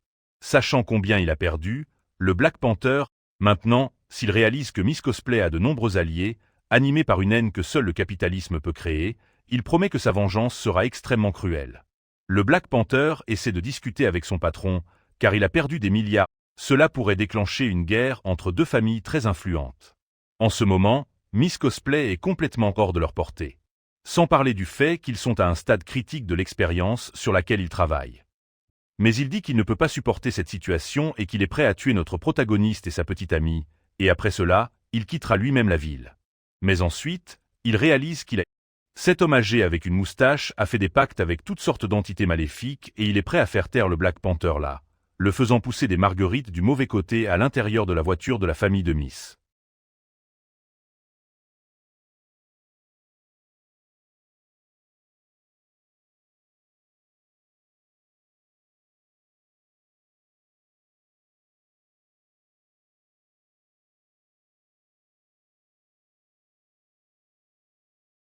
Cosplay dit à un des extras que notre protagoniste est vraiment très intelligent. Puisque le pauvre gars n'est pas payé pour écouter ce genre de choses, il a demandé au chauffeur de se dépêcher parce que la jeune dame à ses côtés manque clairement son petit ami. Elle devient immédiatement gênée, car elle n'a jamais dit qu'elle lui manquait, mais ce garde du corps en a assez, il a entendu le nom de notre protagoniste 24 fois ce jour-là. Pendant qu'il parle, l'extra remarque qu'un camion fonce droit vers eux. Le pauvre gars essaie de réagir rapidement pour empêcher quoi que ce soit de pire d'arriver à celui qui paie son salaire. Utilisant toutes ses compétences suprêmes, il parvient à les sortir tous les deux immédiatement, ordonnant à tout le monde de protéger la jeune dame. Rempli de la confiance de quelqu'un qui a grandi dans une bulle sociale protectrice, Cosplay dit que le Black Panther ignore la réalité. Avec si peu de laquais, il ne pourra pas garder. Elle dit à la jeune dame de courir et le Black Panther est déjà prêt à attaquer, saisissant le pauvre extra par le cou. Il voit à quel point cet homme est loyal et maintenant il va le transformer en popsicle enflammé. La fille gâtée regarde tout cela, complètement impuissante, tandis que notre protagoniste vit paisiblement, aiguisant ses techniques lors d'une séance d'entraînement. Il se prépare à maîtriser le Shadow Step, passant à travers tous ces obstacles comme un éclair et ne laissant derrière lui que plusieurs entailles. Notre garçon parvient à trancher ces objets en bois entièrement. L'entité vivant dans son cœur est ravie, constatant que notre protagoniste est devenu plus fort, mais notre garçon sait déjà qu'il est au moins de rancé. C'est alors qu'il réalise que son ami l'appelle et son entité d'ombre lui fait comprendre que notre garçon peut être de rancé, mais il est beaucoup plus fort que la moyenne. Après avoir regardé son téléphone, notre protagoniste jette son couteau au sol car il réalise que son cher ami est avec quelqu'un d'absolument détestable. Malheureusement, la fille gâtée vient d'être capturée, remplie de rage envers le Black Panther. Notre protagoniste demande s'il est vraiment sûr de ce qu'il fait, car le fou ne comprend clairement pas les conséquences. Tentant de l'intimider, le gangster dit qu'il peut faire ce qu'il veut avec cette fille et maintenant il lui donne 2 options. La première est de payer une petite somme de 10 milliards et la seconde est de regarder en direct tout ce qu'il prévoit de faire à cette fille gâtée.